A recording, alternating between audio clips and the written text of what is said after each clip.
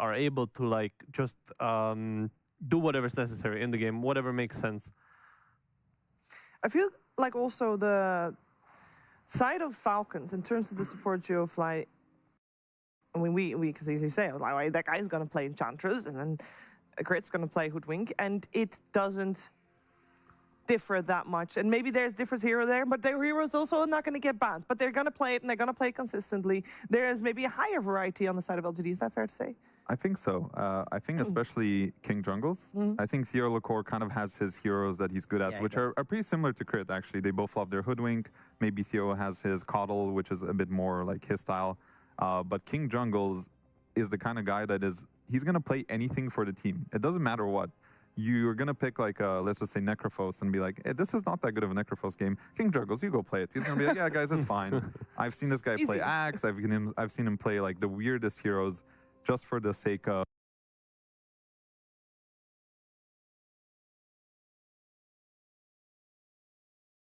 bigger variance on his team for sure. Theolacor in Crit comparison is actually very interesting because Theolacor, I think, is like modeling himself after Crit. Because I remember back in the day, you know, when I was playing Dota 2, I was playing... You're not playing anymore? No, mostly Minecraft.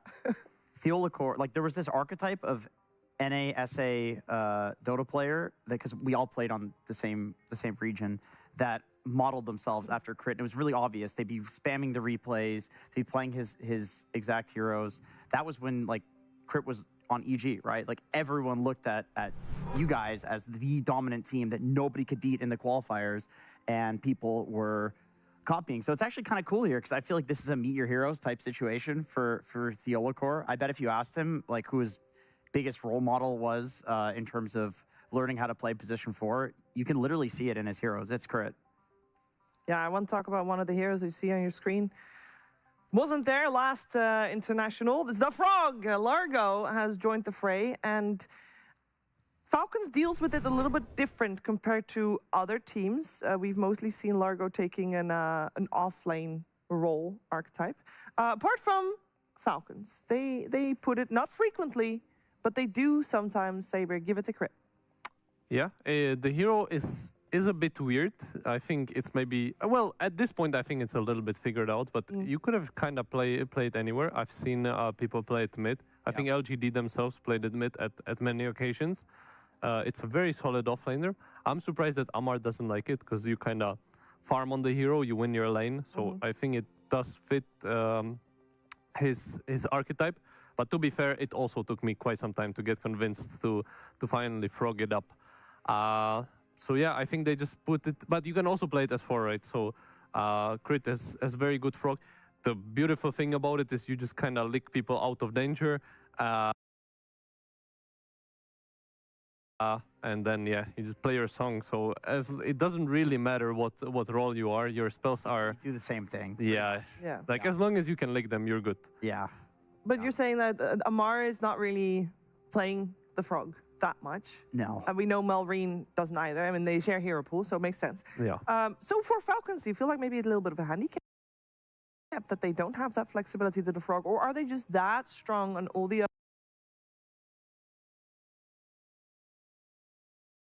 other heroes fly that you feel like doesn't matter? I think it doesn't matter for them. They have plenty of heroes that they excel at, and I think they'll pick Largo only if it makes sense. I think if Crit sees like a position 5 that Largo is good against, he will pick it, and Amar will probably pair up like some Razor, some Viper, some kind of like this range toxic hero, Necrophos.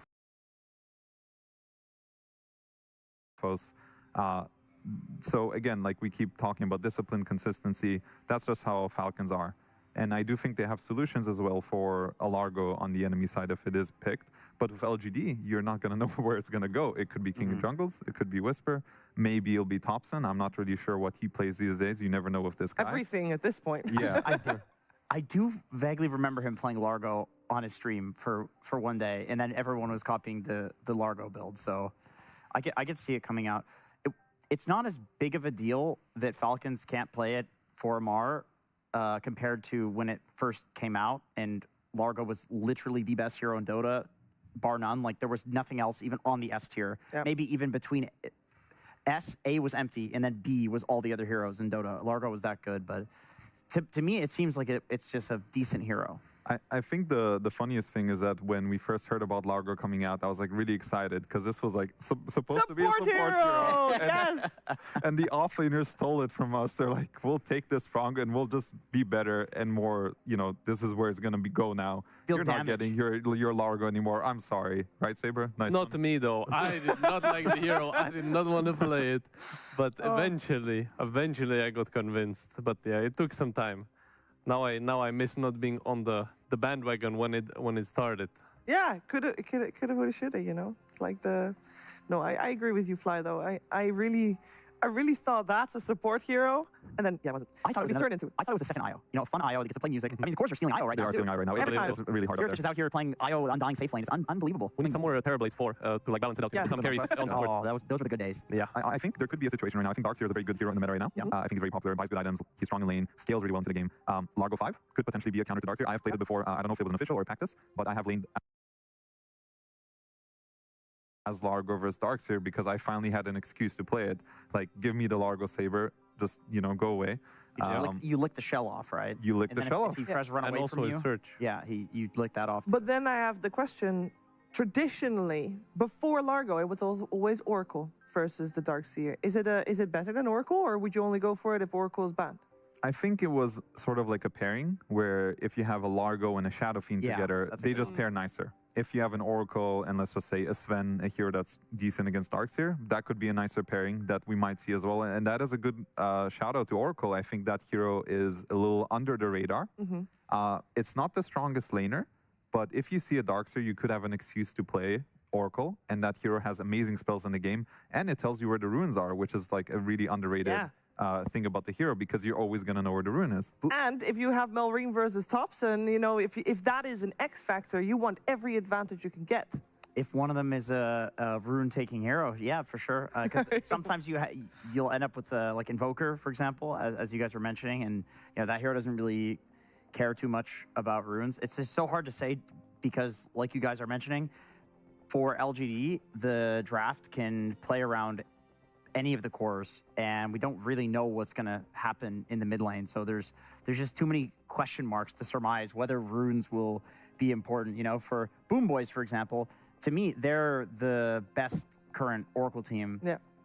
Because, you know, GPK will get every single rune. I think there was some series they picked Oracle twice, and he got something like 39 out of 40 runes. Like, this is how much they focused on that element of it, and a lot of other teams are not really thinking as much about it as they are, I think. If we're talking about Oracle, I feel like, especially with Falcons about to play, I feel like I have to bring out the Huskar, and talk about that, because for a little while that was a hero that was first phase banned, but only against specific teams, this being one of them. Yeah. Is that still the case? Very much so. Yeah. I don't think Falcons are going to get Huskar the whole tournament. Sure. First phase ban every time. Yeah, I mean, that's how we approached it. It's just Malrine is too good. He stood in for us for one tournament, and he was just too good. We got him Huskar one of the games, and it was just, I don't know, I was farming creeps, and this guy just did everything in the game. He made all the calls, killed everybody, killed Roche. Yeah, I think his Huskar is way too good. So I don't believe many teams will. When was the last time you guys actually played against Malrine Huskar? There was one tournament where I think we made the mistake of leaving it. I don't remember exactly when. It was during the season. I'm pretty sure we lost. What are the comms like after you let the Huskar through and this guy's just like 8-0 at 16 minutes? So usually it goes like, he's not going to pick Huskar here, guys. We can do X, we can pick whatever, Ancient Apparition or something. And then he picks the Huskar and they're like, huh. Silence. There's just dead silence for like 3 seconds. And then somebody's going to try to bring the mood up like, it's okay, guys. We're gonna be fine. We're going to deal with this Huskar. Don't worry. No, don't give this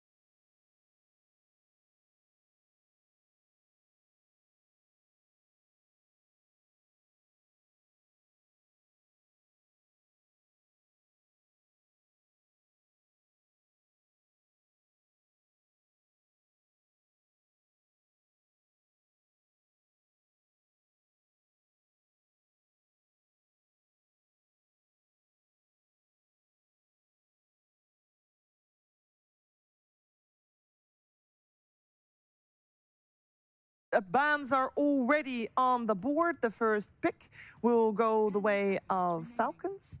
And yeah, we're in it. I'm here with Saberlight, Fly, and Jenkins, just in case you forgot. And we're going to get into the nitty-gritty of this draft. We already have the Enchantress band that we talked about for Snaking. We have Earth Spirit Centaur removed from the pool as well on the side of LGD. And we got, actually, it's LGD first pick, my bad. I was wrong on that one. But we got Tree and Protector, Keeper of the Light, Viper, and Lina banned. And that means a hero that we talked about is still left in. Please, Saberlight, why is the Husker not banned? I love speedrunning being wrong, so thankfully we at least had the break, so I wasn't wrong instantly, but I was wrong like an hour after. But perhaps they will not pick it, and I will not look as dumb. Yeah, they left the Husker. I like the bans. They banned some Ench. Perhaps that's for Darks here. I think Earth Spirit and Centaur, they're just very good Marine heroes. And they also stole the Hoodwink away from Crit.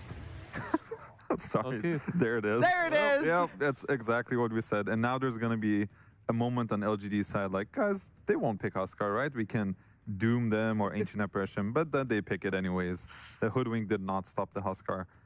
Quickly touching on Hoodwink, I do think this is going to be the hero of the tournament. I think we're going to see Hoodwink in pretty much every single game that it's not banned, because it is just such a powerful support right now in the meta. It can go both as position 4, it can go as position 5. Any hero that can deal, you know, like 1,000 burst damage and basically just have 2 heroes be able to pick off 1 hero on the map constantly, which is what Hoodwink does. I think it's just too powerful. But there's a Huskar on my screen and I'm already worried. I'm already sweating for LGD. Jenkins. You mentioned the Ancient Apparition as something that Malorine always tries to ban out. So I guess let's ignore that for a second and talk about some of the other potential counters. Doombringer? Doom is there. It's a long cooldown. And I know these really good Huskar players like Malorine are pretty good at playing around it with like blink daggers and only taking fights when you can like kill the Doom, or when there's somebody behind you and you can like save from the Doom, things like that. The most frustrating thing here for LGD, which they knew that this was coming, is that now the whole draft is dictated by, okay, how do you counter the Huskar? Because you're not going to do it from just gameplay, right? You need some sort of counter picks. On the bright side, this is something they could have easily spent weeks preparing. You know, it doesn't matter. You know what you're up against. The game is going to be defined by the Huskar pick as well. So LGD can have crafted this monster plan. And better yet, in this game, if LGD is able to beat it, this will put Falcons in a very different position, because if they're no longer going to be the team that have that first phase ban against them always, it leaves a lot of options open. The Ancient Apparition does get banned out. And that's what the part I want to highlight, is that I feel like both these teams were kind of preparing for the Huskar, because I feel like the Hoodwink is good hero against Huskar on paper, because you have your ultimate, it breaks, it's like good. Hoodwink ultimate does counter Huskar, and if you look at the Falcons draft, they already banned Viper and Lina, which are 2 good mid heroes against Huskar. They're both ranged, they can kind of stay away, not get speared by him. So I'm imagining that LGD had a talk with Topson, like, are you afraid of the Marine Huskar? He probably said, no way, Jose, I can play my Arc Warden or whatever it is. Sniper? Perhaps? Maybe that's the whole reason it gets let through. I think Sniper is actually very volatile against Huskar. I think if you are not an excellent sniper, where you don't make a single mistake, the Huskar will just destroy you in lane. And if Sniper has a bad lane, that hero is not very useful in the game. So I know Topson does play a good sniper, but I'm actually really curious what they're going to pick here to match up against Huskar. And then let's not forget that Amar also plays Huskar. True. Yes. They could just be keeping it hidden. I think that's what they'll do. Crystal Maiden. I love this hero, so I'm going to quickly just touch on that. I think that's a sort of this underrated hero in terms of supports, where she's kind of been forgotten, but that is a snaking staple. She's a very solid laner, no pun intended. She has pretty good spells to move around the map, you know, with 2 offensive spells. And I think she lanes okay into Hoodwink, because we have like this physical damage barrier with her innate. So I think CM is a nice hero. I don't think it directly counters anything, but I'm glad to see it here, honestly. Yeah, and we also see the Wind Ranger, which could be both carry and mid. I think Yuma has a really strong wind, but on paper it is good against Huskar mid as well. You have your wind run, so you can just trade hits while you have 100% evasion. It's not as good against Crystal Maiden. The roots are a bit annoying, but let's see. Maybe they can leave it like they flex it until the last pick, this Wind Ranger, and it could be both carry and mid. Yeah, that's a really strong lane. Win Tusk as well. So if Falcons did run a Huskar off lane, he could potentially struggle against these two heroes together. It's like lots of physical damage and kill threat on him. I think they're no longer going to send this Huskar off lane no matter what now. I think when they see this kind of lane, potentially Tuskar Wind Ranger, I think you don't want to lane that. So I think they're just going to focus on putting it mid. And we see a return of Shadow Demon. This hero has been kind of out of the meta, and Mars. They're really busting out some of the most, iconic Falcons heroes here because they saw this Wind Ranger and they decided, we are going to counter this Wind Ranger. Shadow Demon with the Purge against Wind Run. That means you can always kill the Wind Ranger in fights. Mars against Wind Ranger, another very good hero where you can arena her, keep her in place because, Wind Ranger is this very mobile hero. So they are directly countering, and indeed, they decided that this Huskar is just going to go mid, which I think makes sense, it's logical.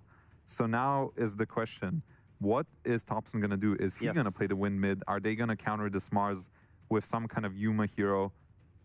Actually, Meepo's not that bad against Mars, just saying. Just saying. Good, pull it out. Yeah, it's a decent Meepo game. Well, how is CM against Meepo? I don't think it matters that much because you're going to root one Meepo. It doesn't do Well, with the much. shard, you could root all of them, so then it's maybe okay, but... It's not enough, I think, to dissuade you. Ooh, even spicier. And that's a good hero. They have maybe like a CM route against him and a spear, but that's about it. Otherwise, it's really hard to kill the PL from the Falcons heroes. And it is Wind Ranger mid. Well, or offlane actually. Whisper also plays Wind. That's true. Okay. It's the classic LGD of flexing everything because we know the supports can either play the Tusk or the Hoodwink. They can put that in either lane. The Wind Ranger can go now mid or off lane. So if I'm Falcons and I assume it's just a Skitter last pick, it's pretty obvious here. He kind of needs to address this PL, I think. But they already banned the Sven, which is one of the best counters to PL. I don't know what else is there. Maybe like some Luna. You just need some AoE damage to deal with the illusions. What about like a Necrophos, something like that? That's a pretty hard hero for PL to play against pretty much the entire game, honestly. It could work. I can see that. And then, oh, I see. So Falcons, they are banning an offlaner. They're assuming it's wind mid, which makes sense. But yeah, the Falcons ban are a bit harder in this situation because you'll basically need to... Oh, they have last pick, right? Falcons have last pick. So at least they'll see like how the lanes are when they pick their carry. 10 seconds remaining. Darkseer being banned does make me lean towards like the Luna type heroes that are really good to get an illusion of. There's also Alchemist. I think that could be an interesting hero for Falcons. Yeah. Like additional initiation, which is something they like. It's a hero that buys Radiance, not too bad against PL.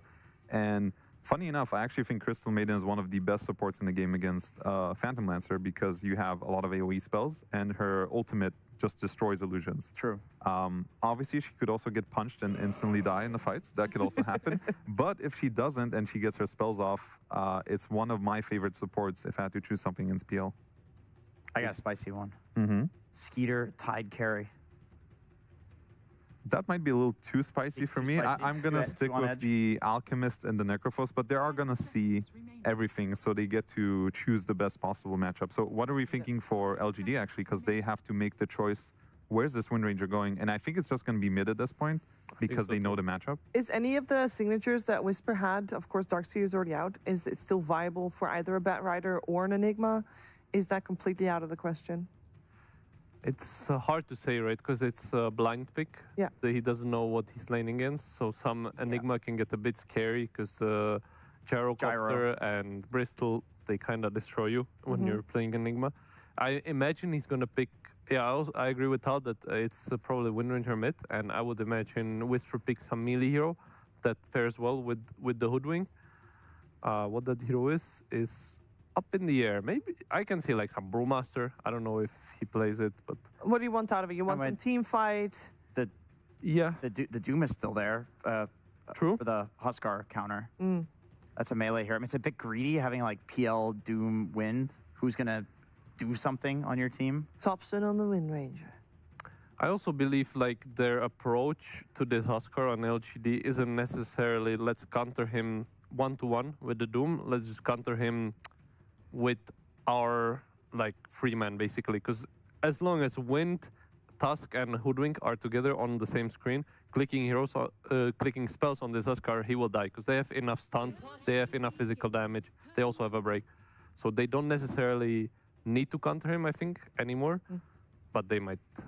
I'm actually curious because I think you can usually look at the bans and that sort of tells you the narrative of what they want.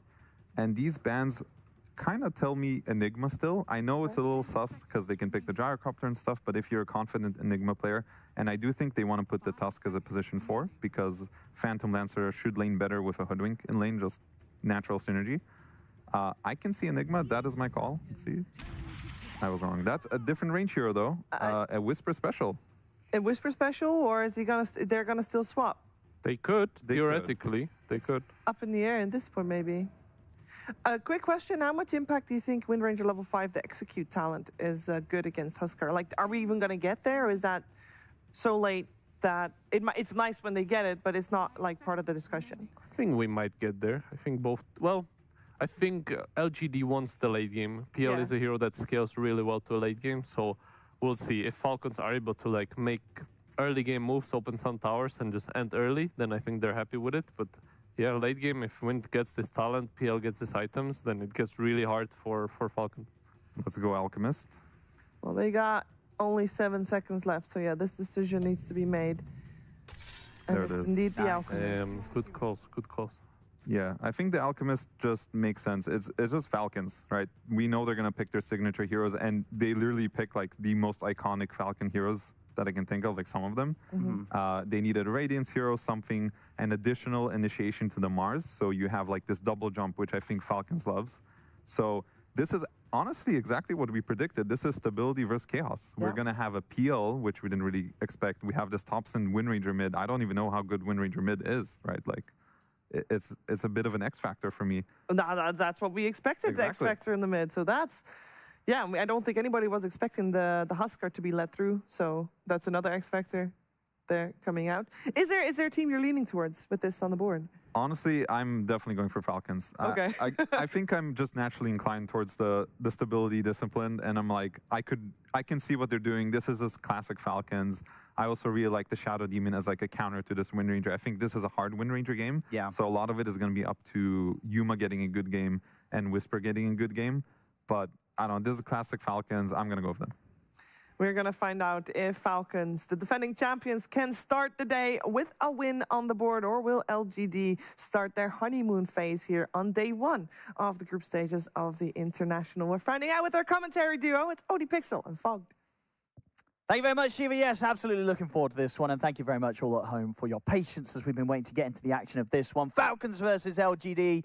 We're going to have a lot of fun here, Fogged. Already, we're just seeing Topson turning up here with LGD, and he absolutely would have said to them, I don't care about the Huskar. Leave it in. I've got a plan. His plan is the mid-Wind Ranger. Is it a good enough plan? It's a hero kind of counter, but in the game overall, like they were saying, is it actually a good hero in the overall state of things, right? Where I have to say, because this is definitely a really different kind of style that we maybe anticipated in overall games. But for this specific 2 teams playing against each other, we knew that this was going to kind of happen, right? We knew this Huskar, it was going to be posed the question. You got to answer it. Let's see if they actually did it. Yeah, it's going to be a lot of fun to see play out. And also, obviously, just a question for me looking at Falcons lineup. Yes, it's Falcons as stable, heroes, no surprises. It's what we know they like to play. But one of those heroes does stick out, because the last few times we've seen it over the past few months, the Mars, this hero, it always loses Fogged. It's had some changes, some buffs. Small. But very small. And obviously, Amar, one of, if not the best Mars in the world. Can he show us that this is the hero right now?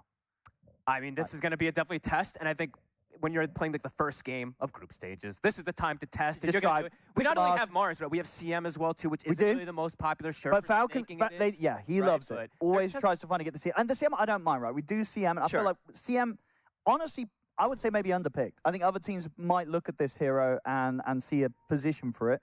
As you can see, we do unfortunately just have a little bit of a pause. Hopefully, there's a little bit of a pause. It feels all good. Hotkeys, Don't worry, nothing. don't It's worry. going to be fine. This pause is only going to be a couple of minutes. Don't quote me on that. And we'll be on with the action as we just get everybody reconnected back in. Yeah, but I think Tal summed it up really, really well Yeah. toward the end of the things, right? It's Here we go. see, what we anticipated from these teams, but overall for the overall state of this TI, we're not going to see drafts like this from every single team, not by any means. We didn't get IO or Largo even touched. I know a lot of teams are talking about how popular these were, so yeah, we'll have to see what we get. As we said, stability versus volatility. Let's see which one reigns supreme in this one. Absolutely. It's, of course, Topson. It's good news, obviously, for all the top. Well, I was a little worried myself, you know, coming to TI. I was like, well, I'm probably not going to be able to keep up with all the Topson streams. Well, lo and behold, we are the Topson stream now. So we're ready to go with him, ready to play here. Mid for LGD into quite a challenging matchup. As you say, sure, hero to hero. There are reasons for the Wind Ranger, but you're still turning up to TI, and your first game, it's in the mid lane against a Marine Huskar. That's quite a challenge. And we got to mention the game overall for the Wind Ranger, right? Yeah. There's an SD purge. It's one of the absolute hardest counters in the game to the hero. You can't really use Wind Run too effectively. There's not great other targets to really purge either, too. So They've got some. Well, they've got the snowball. they've got the snowball There is and a the cookie. save They've and got some. yeah. So there are potentials to kind of protect him, but that is one of the hardest things. And the same thing for Mars. You get that Wind Ranger in the arena. You can't need a run- BKB pretty much. So And you there's a don't lot want of to buy a answers. BKB because who wants to buy a BKB? You want the damage items. You want the flashy stuff, especially when you're someone like Topson playing it in the mid. So it'll be exciting to see what sort of build he does go for. Yeah, and I'm curious to see also, right, like the Snapfire, we have to address, it's gotten nerfed quite a lot. Teams not really straying too far away from it still, but we'll have to see how that ends up working for Whisper in the soft lane. I know it's one of his favorites. He has a super aggressive lane that he's probably going to have with him, right, with the Tusk. So see if he can put that pressure onto the Alk. Do those nerfs mean that it's kind of been pushed out of roles such as the mid, or you think we will still see mid Snapfire? Well, certain mid Snapfires weren't really nerfed. GPK wasn't even going the Spellcaster build a lot of the times, right? Sure, I think he started to switch toward the end, adapt, and be the same as some of the others, but I think we could still see the chance of it. LGD Amar. gonna try and annoy Amar a little bit here. See if they've got enough to bring him down with the two of them. He should be okay. I think so. We'll just take a little bit of damage on the way out. Nice rebuke usage. As soon as the tag team gets popped, rebukes them back. He actually, I think they missed like 2 full seconds of that tag team there. So this is what LGD is very good at doing. So I know they're talking about stability versus kind of chaos in a way of these teams, but something the two supports from LGD are always very good at doing is stability in early game of planning their moves, right? They always end up blocking camps. I think Saberlight was mentioning too, sometimes when you go to those side camps, those supports are just there. So they're very good at determining what they want to do, in the first like 5 to 10 minutes of the game. If it's going to work, we'll have to see. And so with the last pick from Falcons, you know, going for the Alchemist. Strong. As our panel did what Tal predicted. What are we seeing from the Alcs nowadays? Are we getting Aghanims coming up early in the build, or you're building entirely for yourself? How does it vary when you're playing the Alc safe lane at the I think moment? still that Radiance BKB, and then you can start giving some of them if you feel like you can, Who's but- getting an Aghs this game? Like, who are the hot kind of early Aghs I mean, the Huskar. gifties? The Huskar, Huskar. for sure, yeah. Tends to go to the mid laner as well, too. Bottom, a lot of damage. Whisper's alone. They should be able to take him out here. Yes, they will. Skeeter getting himself the first blood to start things off here in the safe lane as the Alchemist. Insanely far up there. Gets isolated, just gets brought down. This CM, you know, something they were mentioning. Hero you don't play against too often nowadays, too. It can catch you a bit off guard. Does do a lot of damage. Is pretty strong in terms of the laning phase. See in the mid. It's mid matchup, right? We got to see how it ends up going. Yeah. They picked it specifically for Topson. Not only, of course, for the matchup in the mid lane. Of course, later you can just focus fire the Huskar. You have ways to address him, but it is to be able to not, you know, just get crushed by these fire spears. But as we know, Malrine, the best Huskar. Yeah, he's definitely going to have played against a few mid-win rangers in his time. So not an uncomfortable situation for Marin to be in. So far, Topson keeping up very well with the CS. KJ. If that continues as the levels come in. Poison stack up. Crit's going to be able to bring down King Jungles on the top lane. Already able to find some early kills on both of the side lanes here, Falcons. A lot of the games that we've seen, me and you, right? The Mars, he struggles from the moment the game begins, too. And I feel like they got him in a position where I don't know if his lane is going to be too difficult, right? We look at the PL, it's hard to get aggressive with this hero in the laning phase versus something like Mars. So I am looking at Amar this game, and it looks like I'm going to hold it a little bit. It looks like a pretty decent Mars Setup's game, nice. Right? There are ways to play around. He's got ways to set up with the SD. He's got someone else that's going to lead the charge for him with either the Huskar or the Alk. So Snake trading here with Theo. And some things we should, of course, mention with this Alk and this Crystal Maiden. I would say that these two are the big addressers of the PL in the game. As Fly was saying, that the CM can be sometimes, you know, not really the best because you just get exploded, but you have ways of controlling the illusions. You have ways to slow down the attack speed with your ultimate at times, so.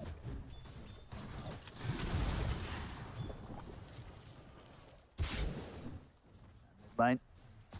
Topson slightly fallen behind now. The denies starting to go in the favor of Maureen, but at the least, you know, showing no signs, of course, as this Wind Ranger of getting bullied out of the lane.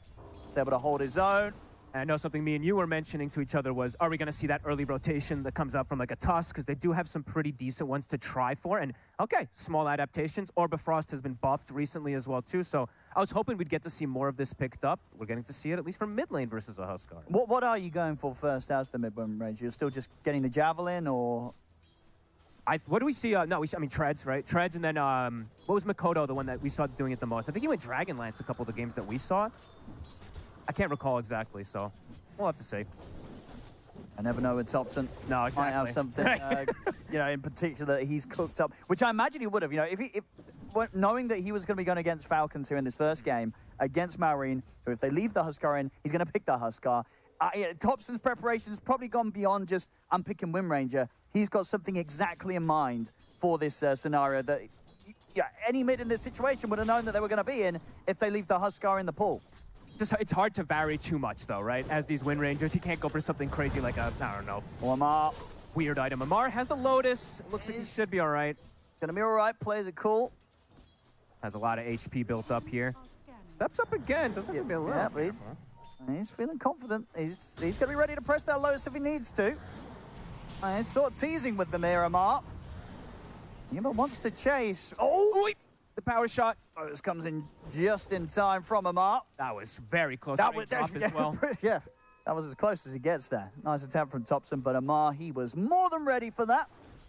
Topson already straying slightly away from the mid lane. Sure, not crazy amounts because you're a Wind Ranger, you can do it from such a distance, but looking at the last hits, definitely feeling that pressure from Maureen in the mid lane. Bottom lane, though, even though they did kill Whisper, we're seeing the effect of that Snapfire with the Tusk. Very strong versus Skeeter. So much burst damage if he does step up. Still a threat. Yeah, there's going to be good setup for Whisper to get some good ults off this game. Right, having like a Tusk. Wind Ranger, Hoodwink looking to set things up with their stuns up front. And they don't have, let's say, like, distance close, right? Ways to gap close in a way. This Snapfire could be a little hard to get to sometimes to cancel the ult, That's right? true. It's going to be down to the Mars, right? Yeah. You know, having Amar getting the blink online. Like, they want to get the initiation for the most part onto the Snap to prevent him from getting those far kisses, because they have great ways to blast from the distance. Skeeter? The course been nice and annoying here for Skeeter. Very obnoxious. Showing that he doesn't have an easy time picking up the camps down here on the bottom. The lanes already look to be broken. They're actually shifting KJ down here too. The PL in a 1v1 versus the Mars.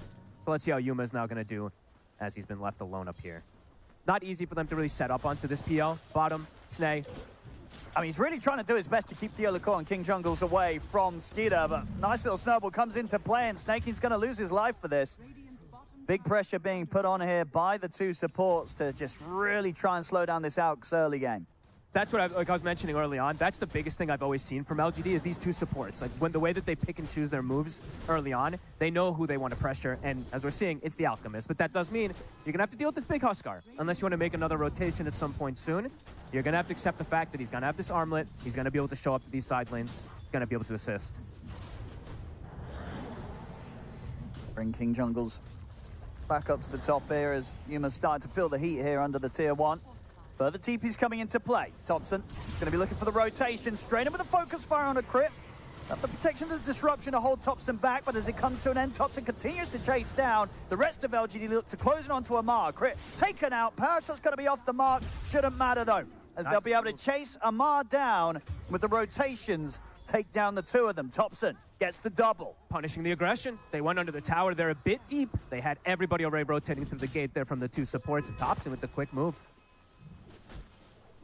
Yuma staying very low on HP here to kind of bait them as well, too. Very nicely done. Yuma does have to be careful. You know, some small mechanic interactions that we do see. The Shadow Demon Poison, right? You can't dispel it. So it's always going to indicate a lot of times which one that real PL is. So Yuma does have to be quite a bit careful, but his farm looking pretty decent. Sure, he's at the bottom of the course, but, well, bottom of the other course. The Mars now, though, is the lowest one after that death. And this is the thing, right, that Topson can do to kind of keep on track with the net worth of the Husk guy. Now, Marin, sure, once he's got the arm that he's going to be making these moves up and down the map, but even then, he's never going to be able to be as mobile as the Wind Ranger that can very quickly zip up and down the map, look to get involved in these early plays, and find these sort of dream situations where Topson gets both of the kills going his way. And overall for Malrine, right, sure, going to the PL's lane can be easy, but going to these other lanes, they're not the easiest for him. There's Focus Fire, there's Snapfire Kisses now at this point. There's definitely kill threat if Malrine's not careful. So some very good pressure plays as we see from LGD now in these last few moments. Not letting Skeeter get some good time. Skeeter's still only level 5. Yeah, pretty deep. You know, 8 minutes in, already playing around this cliff. Yeah, liking it. Marin, now, he's going to have something to say about this. He's going to look towards Topson. Topson turns with the Focus Fire concoction out onto Topson. Got to be a bit careful, keep his distance now from Marin as the win run comes to an end. They'll lose the Theolicore. a little too deep this time. Really trying to put that pressure onto Skeeter here, but the numbers turn up from Falcons this time. And Amar will be very happy about that too, because that all the enemies turn up into his jungle. He's able to hit that top tower a bit here and catch up on the Mars as well too. And what do you sort of see this game from? Is it going to be Soul Ring into the Blink, or is it going to be some sort of Soul Ring Yules build from Amar?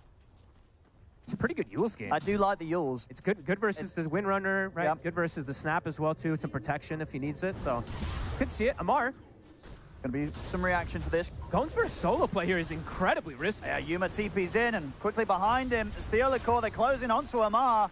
He was not ready for the fast TPs. He kind of, I mean, he going for that play was pretty. But maybe he's setting up the long-term play. Marin and Critter here. See what they can get a response, but the kisses are coming in, so Marin cannot push forward for now. Has to start backing off. Crit, he's going to end up going down, so it's all ended up with Yuma getting a double. Double. Not going to connect in time, so Marin at the least will be able to bail out there. But that was, I mean, hemorrhaging a bunch then. That was, honestly, Amar playing way too far forward, going for some type of, like, little pressure solo play, and there's quick reactions. LGD, last 5 minutes, all going their way, at least in terms of them pressuring and slowing down any of this farm. Alchemist, though, as we're seeing, Skeeter is starting to get that catch-up because of even all with these that moves. pressure that they're trying to put on him, he is still managing to not fall too far behind, so should be on track to still have a pretty solid entry into this game as the out. So perhaps maybe this is something they're, you know, it's not like Amar wants to die there, right? But he wants to try to pull some attention away. Yeah. So Pressure coming on the tower as well. I mean, Amar had to cancel his TP back out to lane. The fact that LGD still had the four of them up here. love how aggressive they're playing. I mean, And, TP great. in, but he's also going to have to cancel his TP. They did reveal their ward, though. That was a sneaky position that he is TPing from, so the fact that they see it gets identified. Amar is 6. Considering if he wants to drop the ulti. He's thinking about it. Honestly, might just settle for King Jungles. Yeah, he's going to get the pushback off pretty quickly, but will not save himself. Mar's going to push on for more. We'll get the courier. Can't quite find any opportunity, though, to catch anyone else in the arena. No, not the easiest with the Tusk around. Tusk can bypass that arena, of course, And with the look at the snowball. space. So, and with the space, yeah, Topson doesn't make the shift toward tops. His team had enough, and he's going to go Maelstrom. Going to go for the standard. So Yeah, more of the standard, unlike we've seen like Makoto and a couple others do. Cool. I like this. I mean, I do feel sometimes when they don't go for the Maelstrom, it just feels like such a great item on the Wind Ranger. Like, just, it's like, well, if you don't go Maelstrom, you feel like you're missing out. He'll have some great scaling, that's for sure. It's going to give him the extra, of course, not true strike, but versus the Radiance as well, too. When he's hitting the Alchemist, that'll also be pretty decent as well. Getting those extra little procs that can bypass. Radiant's timing should still be pretty solid for Skid, as we're saying.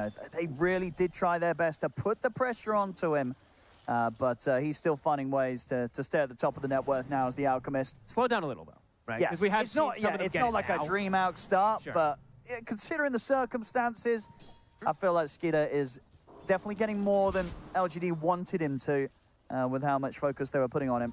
The fact that the Huskar lineup, though, is the team that has lost their first 2 towers in particular, right? The top tower did die with the rotations from Falcons, but losing their mid, losing their safe lane, it allows LGD to have access to these jungle caps a lot easier. And honestly, Falcons, they want to hit a lot of jungle. When they have this Alchemist, even when they have this Huskar still at this point.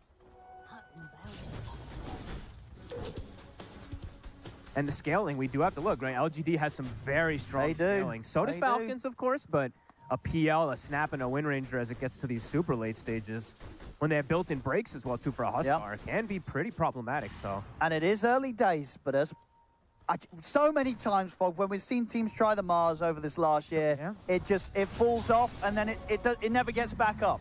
And we're seeing at the moment, now Mars at the bottom of the network. Great shackle coming into the kisses. Not enough to initially get the toggles. He's surviving throughout this all. They will finally bring him down. Topson, is he going to survive? Yeah, he's going to be fine. The spears won't kill him off. Maureen definitely gave it his best shot there with the armlet toggles. Was not enough to survive. As LGD come out top, and more top lane, they try to Yuma, but King Juggles comes in with a sharpshooter and just bursts through Amar. So the arena comes out, and oh dear. Crip, he also might be in trouble. He'll have a disruption. Should be able to catch him with the stun, King Jungles. Yuma's closing in. Yuma, careful! Oh my goodness, the poison! Nearly dead! Oh my god, a blood grenade! He's bleeding out! He's alright. Okay. That was insanely close, so I think he got, what, the 4th or 5th poison stack there. Snay trying to get a sneaky play. No way. I mean, he's got him. There we go, that blood grenade with the Snake King. Okay.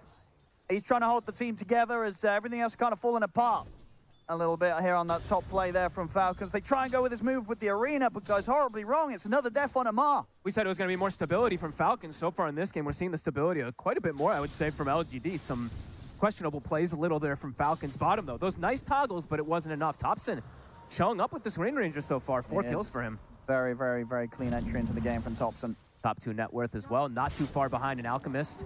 Oh, see if they can do something about him here. The shackle. There's a purge. It's going to cause some issues. Disruption will stop the sharpshooter from hitting. He's caught. They'll take the 4 of them, but they do bring him down, and the kill goes the way of Maureen. Puts an end to the streak. Having a good entry to the game. Now that Shadow Demon is online, though, has the level 6. The purge will be something Topson has to be able to address somehow with his teammates. Snay, he's going to do what he always does. Bit greedy, right? Rushing that shard. I think it's something you have to do on the CM, so you can continue to get that farm. And it is very good versus PL and versus Tusk.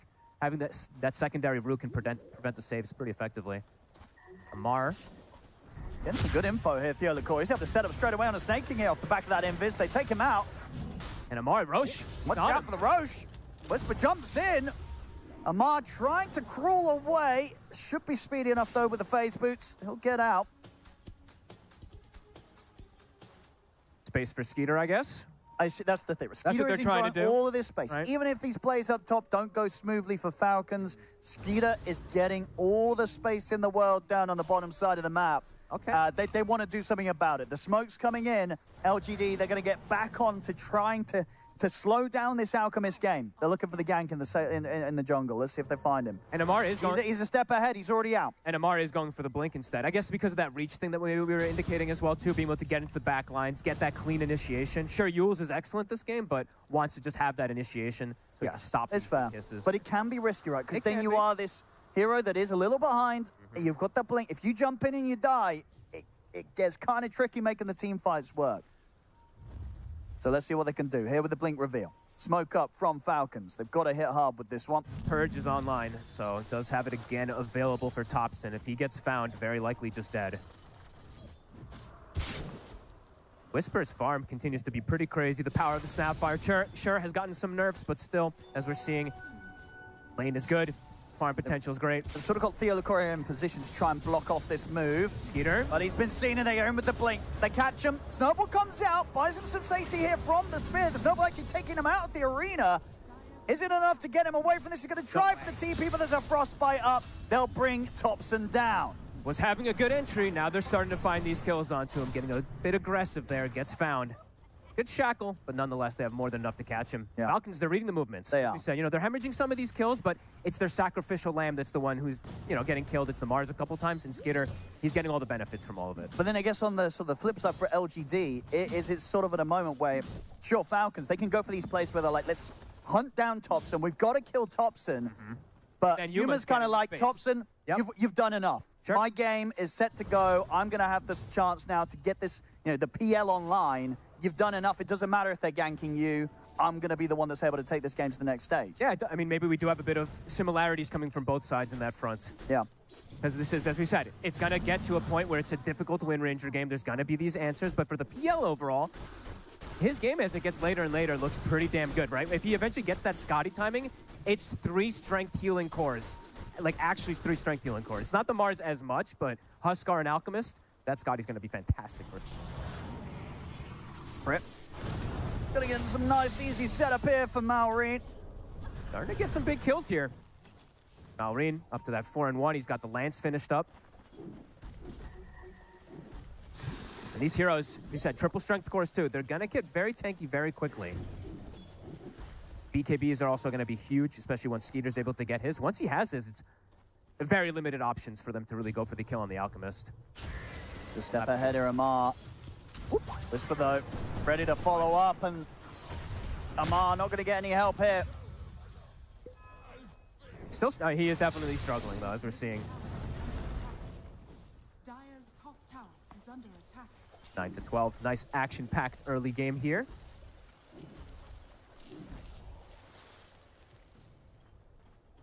And yeah, it's gonna be BKB, as we figured, right? BKB, and then he can start going for, if he feels like they want to go for those Aghanims, or if he wants to just build along for himself. It is also a very good just Alchemist building for himself game, to be honest. Going for like these ACs and Bashers and whatnot. It is quite nice for him. So we'll have to see if he does want to go down that route. Topson, as we said, needs a BKB this game, but that's not going to be the end-all be answer. Can just get purged. Going to be able to bypass that completely, but will be able to prevent him from just getting stuck inside that arena. Falcons, they want to go again here. Amar, straight in. Gets to jump on the Topson. TPs are coming in to try and help out. He's going to miss the spear. And now with the kisses coming in and back up around, Topson's fine.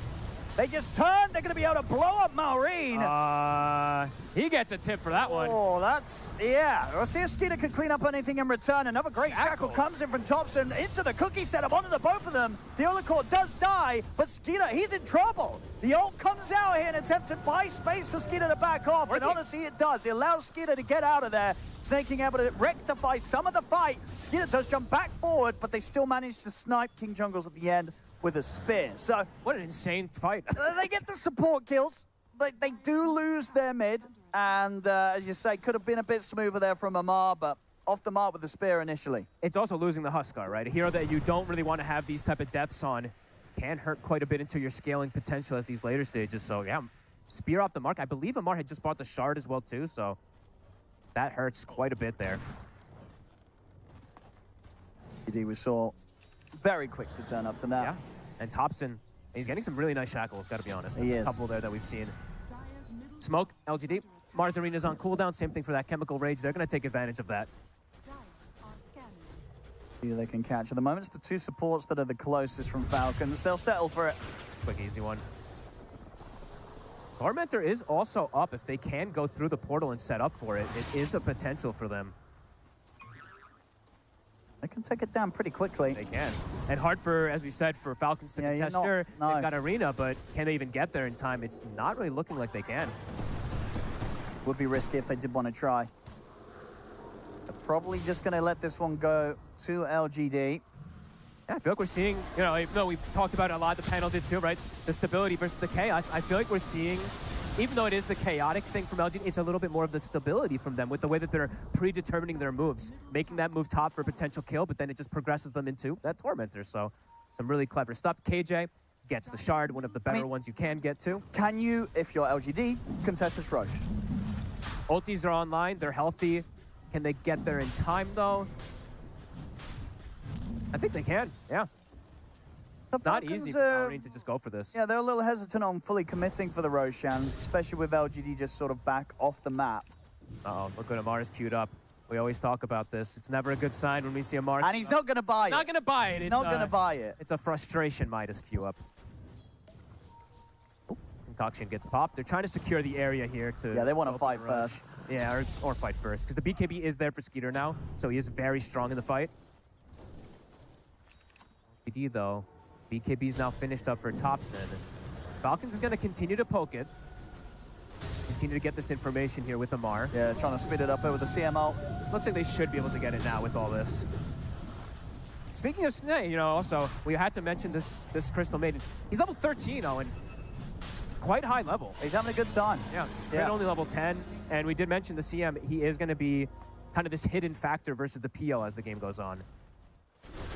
We'll be interested to see what Amar does spend his money on. What do you think he's considering? Is He it just goes BKB. just the Yeah, I think it's a BKB game. When you're Need it. playing versus Snapfire, it's too much overwhelming damage. That plus the Hoodwink.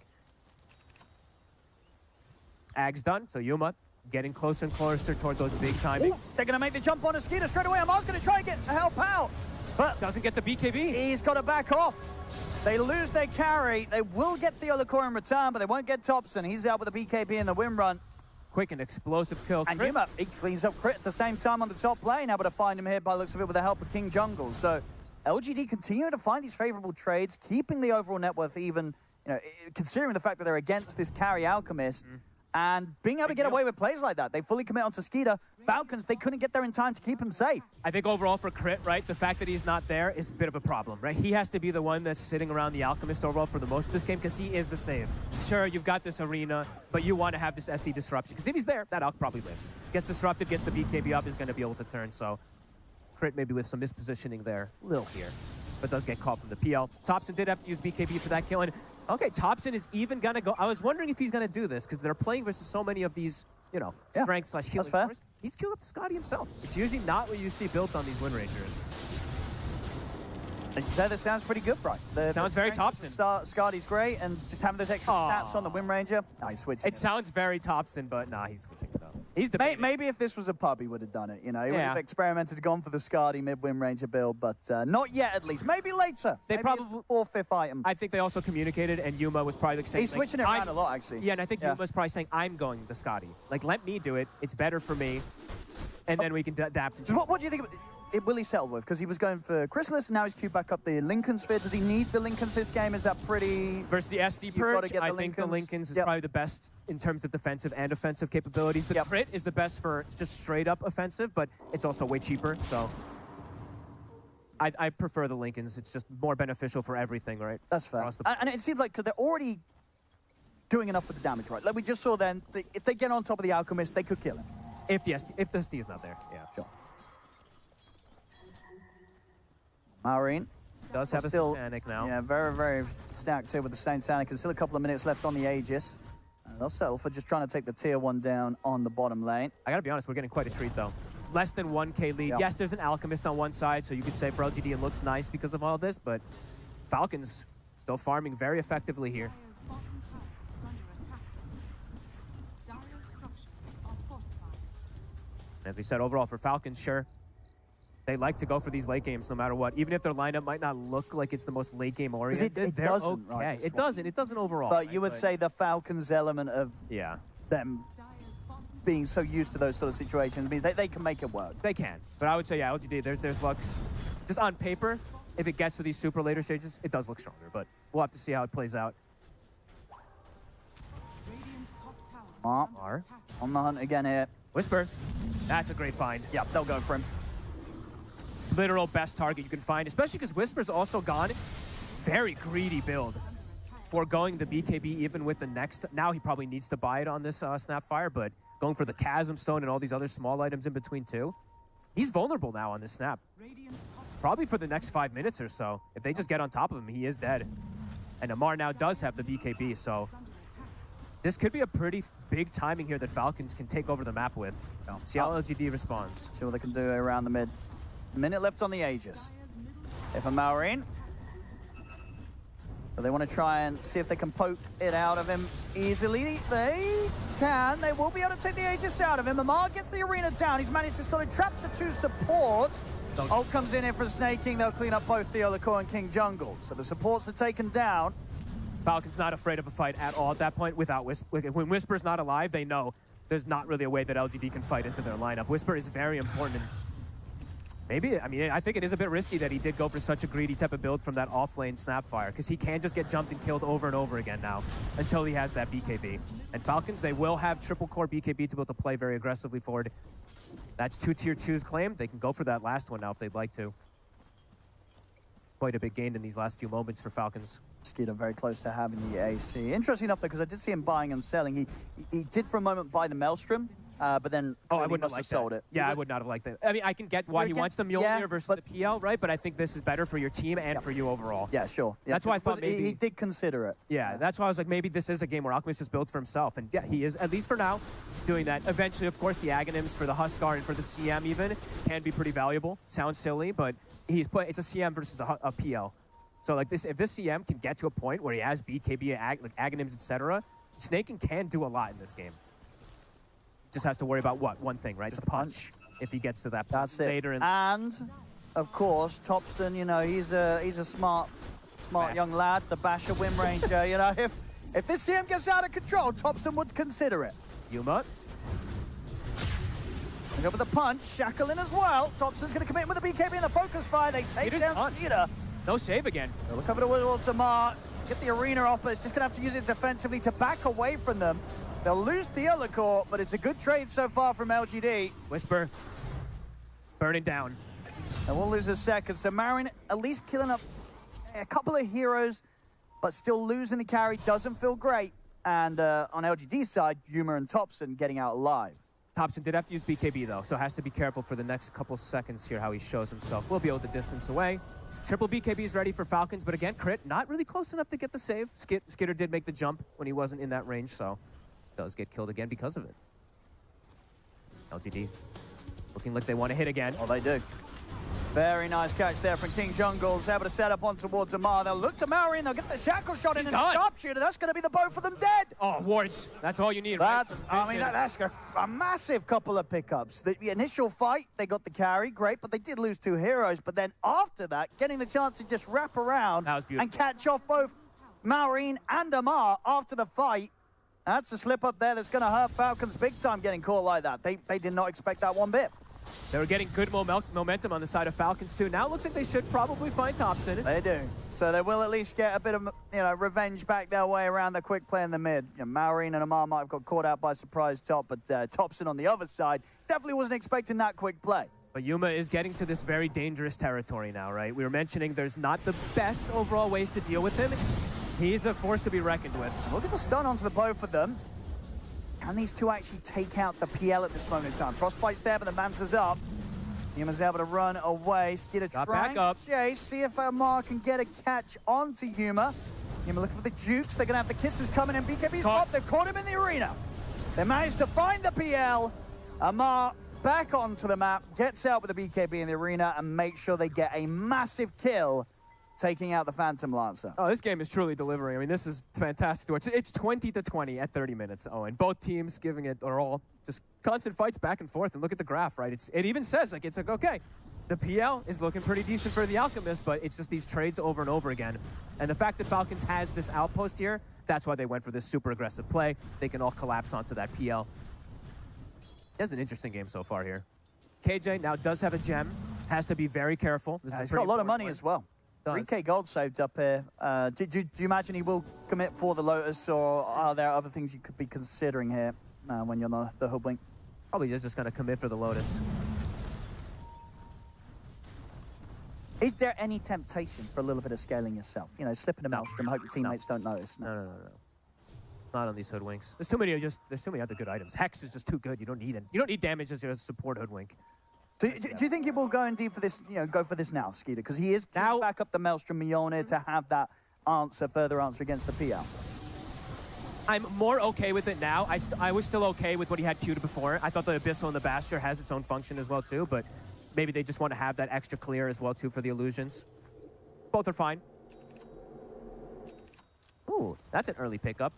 And not the most usual one we see for the Tusk as a support. Buys the BKB so that he can get in and save his allies. I like it, yeah. It's, when you got Topson on the mid, ready to pop off on this win rate. You got to be able to make sure you save him at all costs. And if that is buying a BKB, so you can BKB get in there and get your snowball off, you're buying a BKB. And now they have the BKB on the Snapfire too. So overall, Whisper much more protected. Let's see how this fight ends up going. Who's going to get the initiation? Who's going to get the saves too? Crit now does have ways to save with this blink too. Yuma coming in with a wraparound. They found Amar. They're leading straight away with a toss punch. Disruption will be there. Buys him a bit of a chance to get out of this one, Amar. Pops the BKB. Skeeter has got his hands on Yuma, but Yuma's able to jump out with the doppelganger. Topson moves in with the BKB. Focus fire onto Amar. Arena gets dropped down. Amar surviving through the damage, or the lack of damage. Finally comes in with the burst. Where's Maureen? In the scatter blast, as they do inevitably bring an end to Amar. And with the punch back up, they can slow down, set up for the shackle, into the bushwhack, catch Skeeter on top of it all. Yuma gets a double, they kill off the 4 of them. A 4v5, they didn't have Maureen the entire time. This PL just running havoc through all of them there.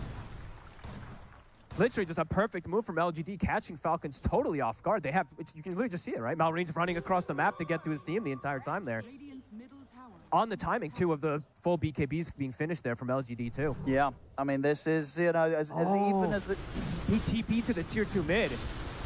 Maureen did there. So not having unfortunate availability timing, yeah. to join now, pretty big deal. Back in action, getting the space for that Roshan. But yeah, this sort of fight, I feel like everyone at home's been here before, where you're in this game, the PL, that you don't know how he got there, or why he's disfarmed, or why he's killing everybody, why you can't do any damage to him, but it's happening, it's real, and what do you do? Apart from make sure that you got PL in your bands next game, because you're like, I do not want to play against this hero again. The scaling is starting to hit for... Shackles in. Whisper, whoopsie. Maureen, get the BKB and the Satanic off, but the win run's there, and that's Maureen dead again. LGD starting to run away. Oh, disruption will buy a bit of safety for Crit, but it's starting to really build up now. There's pressure from LGD. Yuma well and truly online now as the PL. The game has been very much kept in a state that's allowed Yuma to get to exactly where he wanted to be, and now he's taking over. It was 20-20. They found him isolated, but now when he's with his full team, we're seeing the chaos that the PL can really do. Up to the high ground they go. That was probably the most important fight around that top side for LGD, well, for Falcons to actually have. Because, yeah, as we see now, LGD can just walk toward this high ground, pick up, what, 2 full next items? I believe Whisper has his full next one picked up as well.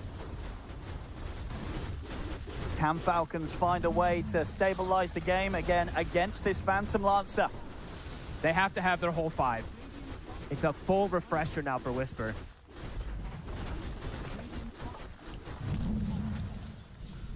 Does certainly feel like, you know, Yuma, once he has that heart online, like how are you gonna kill him? How are you gonna kill this heart PL? You have to isolate him, and just like it has to be like a 5 versus 1 essentially. And even then, we've seen what these PLs can sometimes do of juking in and out. They just, yeah, because they just don't really have on their lineup at least a clear kind of big scale up on burst physical damage, right? You got the fast flurry of attacks, sure, from an Alchemist with his Chemical Rage and this attack speed of the AC, but there's nothing that is really going to just consistently cut through a PL with thousands and thousands of HP.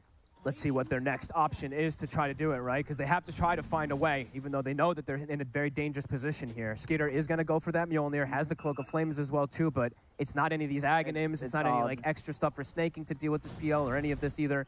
LGD, they've hit their stride pretty hard now. I mean, honestly, yeah, the cut... Well, talking about snaking, he will get caught out. But maybe later down the line, the BKB Ags high-level CM, that might be one of the better options of damage against a PL. He kind of just, I mean, this hero does so much damage when he starts to get to this point. You know, we were talking, actually, I was with Saberlight at, what was it, lunch or dinner yesterday, and we were talking about PL in particular, because I was like, how do you address this hero right now unless you have pretty much like 3 full counters to him? Because as we see, too, with their itemization, right, it's a Radiance Alchemist. They buy the Shivas on the offlaner, which are the old traditional counters, but just not the same as it once was. The hero just hits these timings, and if you don't have overwhelming way to deal with him, he just runs through you. I'm just really not playing. Topson Looking for the wraparound onto Amar. does see him, but he'll be able to get himself out. I think for Falcons overall, you have to just, when the Aegis goes down, you probably just have to go for some type of 5v5 fight, or just try to catch someone out of position here too. But as we're seeing, I feel like LGD, they're very prepared for all these moves, at least in these last, I mean, for most of this game at least. It really has. There's sort of the play from the 4 of them. around kind of the space that Yuma's needed, it's been there, right? They've matched the moves of Falcons. And, Very fast And a plays. lot of the times outplayed Falcons in some of those early maneuvers. Yeah, it's 20-20, right? They're matching every single time there was these kills that was coming up from Falcons. It's not like Falcons was getting out cleanly, nothing like that. LGD was getting cleanup kills, and Whisper now has it 25. Now we're seeing that win probability going absolutely insane. When a PL's in this sort of spot, and especially when it's someone like Yuma on the PL, he doesn't lose these games. Unless Falcons can find some miraculous sort of play or way to take him out. 50 seconds still on this Aegis, so I imagine they ideally want to try and time it with that. Yeah, I imagine you can't just go for a farm. I mean, obviously, you can't go for like a farm game now by any means on Falcons. You have to do something kind of crazy, find them around a ward, but lots of items being picked up also for everybody else on the side of LGD too, not just Yuma. Yeah, this Aghanims on the task on Theolokor is going to be very annoying, right? Even if you did have all the items in the world on one of these heroes, suddenly you're getting kicked a million miles away from the PL and you've got no chance of actually just laying down the damage into him. Let's see what they go for. It's difficult. Damage coming out from Topson, treated himself to the Daedalus. He's ready to start getting the Dragon Lance. And honestly, the great thing about playing these type of like Wind Rangers and whatnot, when you have a PL, right? There's so much distraction. Now you actually get like, good luck purging me. There's 50 illusions on you. I'm just gonna run in. You got two very slippery heroes, very farm slippery heroes that you're trying to deal with. And you can see Falcons how they're posturing, right? Not really able to step out. They're like, okay, we kind of have to play around this ward, hope that one of the heroes of LGD gets caught off guard and we can take a number advantage, but LGD's not giving that positioning here. Topson in a very careful spot, Whisper as well with the boots of travel to join in with his team and just camping high ground.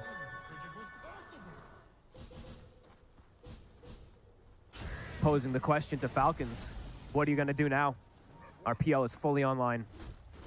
All right, so Falcons, they're going to go for a pretty risky one here with their only ward that they have right now on this top side. They're going for the smoke move. This is tough. I mean, ideally what they try and find and burst Topson, maybe. Yeah, because the Wind Ranger, maybe you can still burst. Honestly, just burst a single, one of the targets, anybody. Need to get a single kill before the Jackal comes out pretty quickly. There'll be defensive disruption. They do jump forward to take out King Jungles, but Kisses are coming in. Topson just goes for a Wind Run TP. He gets out of there. Marin is BKB soon to come to an end. Theolokor jumps back into the point, but Marin will get the safe timing off. Starts to heal up, but he gets kicked away to the side. They've lost Skeeter. Amar's trying to back up with the BKB and his shield up, but Theolokor and Yuma chase him down. Falcons, they're going to lose a third hero off this fight. They only got the hoodwink. PL too big. You can feel the desperation from Falcons trying to go for something here, and they can't even, I can't believe they can even kill Topson. He just Wind Run and stood his ground, TP'd out.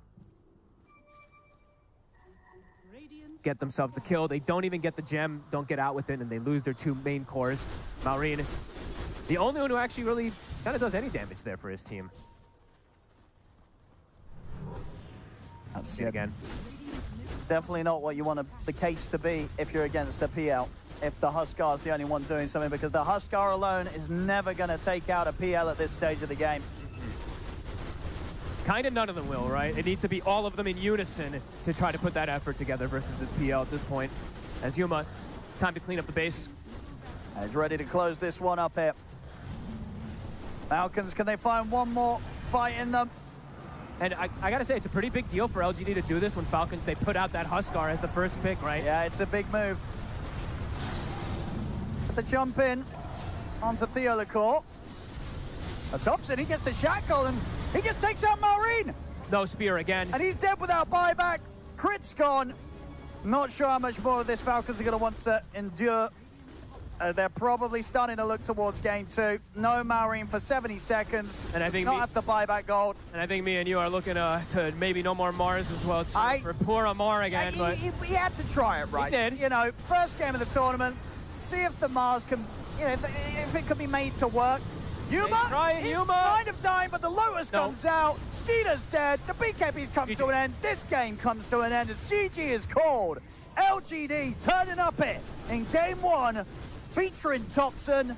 They get the win here against Falcons, and in a very confident manner, as you say, they turn up, they say, you can have your Huskar mid, we don't care, and they certainly didn't. Excellent play all round from LGD. Falcons getting shaken up. Falcons getting shaken up for sure. The Mars dying a lot, and overall for Skeeter too, right? A couple of these times, no Shadow Demon saved when they were getting these advantages. He kept dying too, so LGD playing really nice here. Absolutely. We'll see if Falcons can punch back hard in game 2, but this game 1, impressive stuff from LGD. A great start for LGD, getting that momentum in their first game against the defending champions Team Falcons. And some might say, a great start for Falcons as well, considering the majority of their tournaments, including the ones that they do well in and win, they lose game one. It's their MO. That's just what they do. So if you're a Falcons fan, you're not totally surprised or unhappy with this, because this is just their, their good luck badge. But a lot to break down with this first one. I think, Saber, we were treated to a very cool game one. No, this was incredible. I thought both teams played super well. Like the early game rotations, I thought LGD made super nice rotations, coming bot, opening Whisper's tower, and then Falcons tried to do the same and eventually did. It was super close game. They got the first Aegis on Falcons, and then eventually once PL got the Skadi, they managed to claw their way back in. Yeah, the late game, if you just look at the last like 5 to 10 minutes of the game, it does look like, oh, they got PL'd. But that absolutely was not the case early game. I love these games of Dota where one team has an Aegis and the other, being LGD, actually smokes into the Aegis and gets a kill, where you have these like subversive plays where you know that the play when a team has an Aegis is to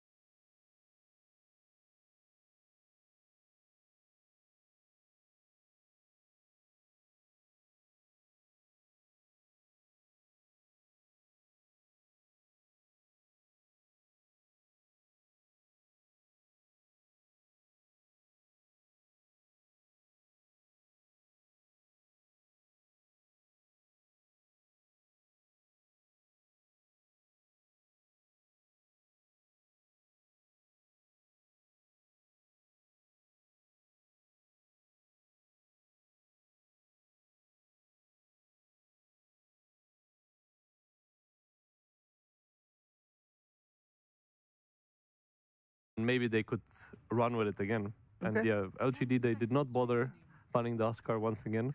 Yeah, and it is similar to previous game in terms of the first pick going the way of LGD. We do have the Hoodwink and the Invoker banned, and that means that Viper and Lina, two heroes that Falcons banned out in the first phase previous game, they are still in the pool. So maybe a little bit of change definitely for LGD, as they cannot pick Hoodwink anymore on their opening pick. So we'll see where they go for from there.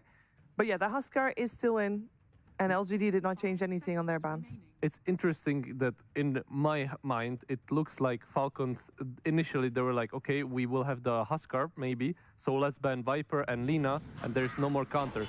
But now that they saw that Topson plays a really mean Wind Ranger, they're like, okay, no bothering banning these heroes, he's just gonna get something, so let's just ban Hoodwink and the Invoker instead. Still the respect ban, I guess, for the Invoker Yeah. for Topson there as well. They open up with the Clockwork. This is a very stable hero and has been doing good all year round, I think. So, Yeah, and they actually don't slam the Huskar, so they do adjust. I thought they're just gonna slam it down again. Yeah. Yeah, We're so did I. confident, we're gonna go with this. But they change it up, and that's fine. Nothing wrong with that. I think it's okay to take a different perspective instead of just slamming your head against something. I think LGD is also a team that has a lot of experience with Huskar specifically. I think throughout the year they played it a lot, so they probably have more ideas than just one like we saw. So Necrophos, that is a Mars hero, usually. I think he's been a huge fan of this hero. So another healing archetype hero that wins his lane usually, scales well into the game. I don't know if Clock really does anything. I think Clock was just like let's just pick a support that we play on 2 roles, and it's just, nothing wrong with him. So we'll see what they do with this Necrophos.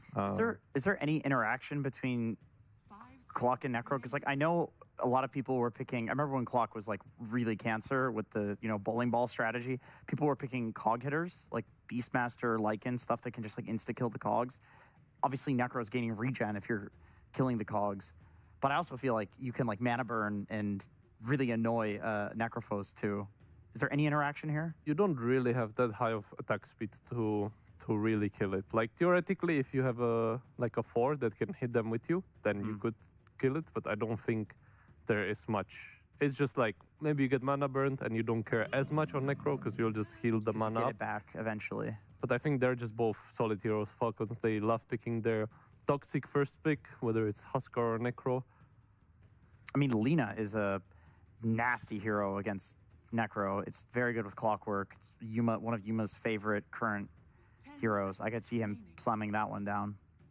Yeah, I think they're going to look for something along those lines, whether it's Lina, maybe even a Drow Ranger, SF.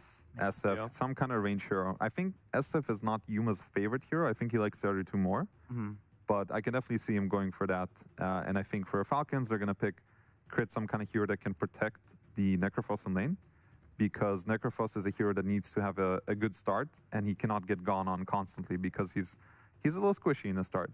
But if he gets a good, first 2-3 minutes, he gets a couple of levels. Yeah. It's very hard to kick him out. So maybe there's going to be a Tuskar angle here for Crit. I can see that. Yeah. This does also block a PL pick. I mean, you probably wouldn't want to run Clockwork PL. I mean, I suppose you can run the Clock as a 4. Well, funny you say that because LGD did ban Sand King and Sven, which are both heroes that are good against Illusions / Meepo. So I'm wondering what is their angle with that. Maybe it's just Skitter has a really good Sven. Let's get rid of it. But from the bans, it looks like they don't even care. They might just send it again. I don't see the PL versus Necro personally. I think that'll be a bit too crazy. Mirana, that's another, I think, really good support in this meta. I think after Hoodwink, this is probably the one I would call as being one of the most popular ones right now. She's been buffed constantly. Her Starstorm is very good. It's a snaking staple as well. I think it's good against Clockwork, where you can just leap around, you can get out of cogs. Just a really solid support right now. Does so much damage. I like that people are going for the Ags build again. It's fun. a lot of damage coming out from that as well. It's like his Crystal Maiden, so similar vein to that. As LGD is taking a little bit longer here to think about what they are going for in their second pick phase. And they get to pick 2 in a row. We got ourselves the Lina. Seems to be a very hot hero right now. Sorry. Someone had to do it. Someone had to do it, but I can see her in 3 of, including this one, of the games live right now, because one of the games is not live, but she is everywhere. Now, Lina has just been a really strong hero in this meta because she's flexible, where she can go this magic damage build, where you buy the Aghanims, and you're sort of like this assassin on the map that can deal like 2,000 damage straight with just her spells alone. And you also have the other side of it, where you can play just a regular carry style, where you buy Mjolnir, you buy maybe Boost of Travel, like the old Lina carry style. So it is a flexible hero, and it's very much like the first game where they picked this Wind Ranger and it can go multiple roles. I don't really know if Topson plays Lina. I don't think historically he has, but this guy is like, he can pull out anything, it feels like. So another time, another flexible hero. And we see a Spirit Breaker, which is, that's an interesting hero. I have not seen this hero much. One of Theo Lacour's favorite heroes to play, and pretty good against Mirana, I would say. Like, you run around and you're invisible with Mirana, you know, and a lot of the time in a game, Spirit Breaker just happens to be charging. Like, he can always be there to dust, or at least to like give vision for his team. Tiny's pretty good against it though. Just the fact that you have 2 stuns that like essentially don't care about status resist at all. Yeah, it's good against Lina as well. It's an interesting draft so far, because Lina is good against Necro, but yeah, then they picked Tiny to counter this Lina and the Spirit Breaker. But I would say what my understanding of this Lina hero is that the main reason why it's so OP, because on 15 you get magic resist talent based on your Fire Race hose, and then you have some like 35% from just from this. Yeah. Then let's say you're like 25 by default. So then basically all the spells deal half damage to you for some reason. It's kind of I'm pretty sure it goes up to like 80% actually. Yeah, it's is crazy. insane. So that's like more than a BKB, and you just have it permanently. Yeah. And so far, like Falcons, they have only magic damage and then a tiny hitting here and there. So as long as Lina is able to survive the tiny assault, then you're good. You're not gonna die to the other heroes. I'm curious to see what they think here, because now they have the choice of either picking the Whisper hero against the Tiny, because it's most likely going to be a Skitter Tiny. So maybe he's going to think about something like Timbersaw. That's a classic hero, even though there's a Necrophos in the game. Or maybe they'll just pick a Topson hero that can go 2 lanes again, like some sort of like juke. I'm not entirely sure. It might just be Snapfire again. I think it's a good Snapfire game, actually. Dark's here. Darkseer coming out. That's bold. That's very bold. Because from my experience, Shadow Demon is pretty solid against Darkseer. If you ult him, he can't surge away. And you can also hide him when he tries to cut waves the first few levels. So the lane is not the easiest, but I would say Whisper has a super good Darkseer. And it also buffs their teamfight a lot. Like, I can imagine some teamfights where he's just gonna vacuum into charge on 4 heroes. Lina's just gonna stun and boom, you just lost the fight. I mean, I imagine it's going to be Mirana safe lane and SD top, but Yeah, true. I agree with your True. point. Like Darkseer, Spirit Breaker combo, I think it's a super old classic combo, because those heroes just pair really well together. You put the shell on the Spirit Breaker, he can charge other lanes, and it's like, you know, it's another hero in the lane. It's like Spirit Breaker plus a shell. So you have so much Effectively, damage. yeah. So they went for the combo. Like, I think Tiny is one of the better heroes against Darkseer, because he doesn't care about the wall. He's decent in lane. So I feel like they more picked it for their own draft as opposed to trying to counter Falcons, which is totally fine, right? Like, I can see it. Pretty nice to have like Greaves pipe fire too. Maybe it'll just be the pipe. I'm not sure if people are going. I know like the Ags build is a thing on Darkseer, but pipe against Necro Radiance, all the magic damage coming out of Falcons feels pretty nice. We have an OD being banned out by Falcons. Is that just because Falcons feels that LGD needs something to save people from the Reaper Scythe? This is because Topson has been playing OD on the That is I'm crazy, not. man. I'm dead ass serious. Yeah. It is a scourge in pro level pubs right now. Is OD. Okay. You're just insanely tanky. It is the latest Topson creation. So it's cool to see that they're respecting it here. I like the research that they had to go through. They had to go through a stream and look at a little different Look at the VODs. games, Look check at the the VODs. I mean, pubs might not be public, but you know, Topson's are. Yeah, exactly. Streams everything. I'm sure they actually Easy. did it. That's so funny. So yeah, I honestly don't know what Topson's gonna play. That's the hardest call, I think. It's so funny. So yeah, I honestly don't know what Topson's gonna play. That's the hardest call I think anyone can make on this panel. All right, they banned out the Huskar and the Ember still, so the respect for the Huskar is still very much there. Is there anything we can learn from those two bans in particular that Topson might not want to play against those two when he plays X-Hero? I mean, Huskar, no. That's just every mid laner hates playing against Yeah. that. Giving Falcon's last pick, Huskar is just stupid. Even, And the Pug. yeah, they banned The the Pug. Pug, That's yeah. so funny. Like he's laughing. He knows. This is a hard call because I think it's, for example, it's like a good puck game potentially for LGD, but you just can't call this stuff, right? Like, I guess it's Lina mid then? Yeah, I would imagine so. Yeah. Unless we're gonna say we're not we're even gonna see 100% certain. yeah, You never know. We're all like scratching our heads. Okay, so I'm thinking it is Lina mid, and it'll be like this magic build, which is very good this game because he can pop, one shot anything here, except the tiny. So what does Malrine have against Lina mid? Because I think this hero is very hard to straight up beat in lane. Yeah. I actually see Puck for him as well. I think it is a good matchup against Lina, and they can. It's very good against Spirit Breaker as well because you can dodge the charge. So I think Puck is a pretty good, solid choice for Malrine. Yeah, I can see it. I think they need a playmaker because Tiny needs to farm like 2 or 3 items, like some Echo Saber plus Blink, until he can make moves. Okay, there we go. Pango's really nice too. Yeah, you can play through the Pangolier, like fight with him whenever he has roll ready. No, it's Topson Gyro. It is top tier, wow. Hold on. He's bringing back the old PI Hold on. combo right here. I gotta respect that. You know, I like that LGD, they bring Topson on their team and they're just giving them, they're like, dude, you're the GOAT. We're Carte just gonna give blanche. you the GOAT heroes. But I have no idea what he's gonna build, because on one hand, you kinda, it would make sense to go right-click build, but you're not gonna play carriage hero from mid, no? No. Corella's Crozier. It's coming your way against Necrophos It's time to Crozier. on top. I think he's gonna go some like pseudo magic build. I think so too, because Right. they did buff something like the cooldown on Rocket or his Q. Like shard and then run at them? Or yeah, what? yeah. I think I think the so. people were talking about on the recent letter patch support Gyro, and you know, because it's magic damage Gyro, that is right up Topson's alley. What a great first series we have.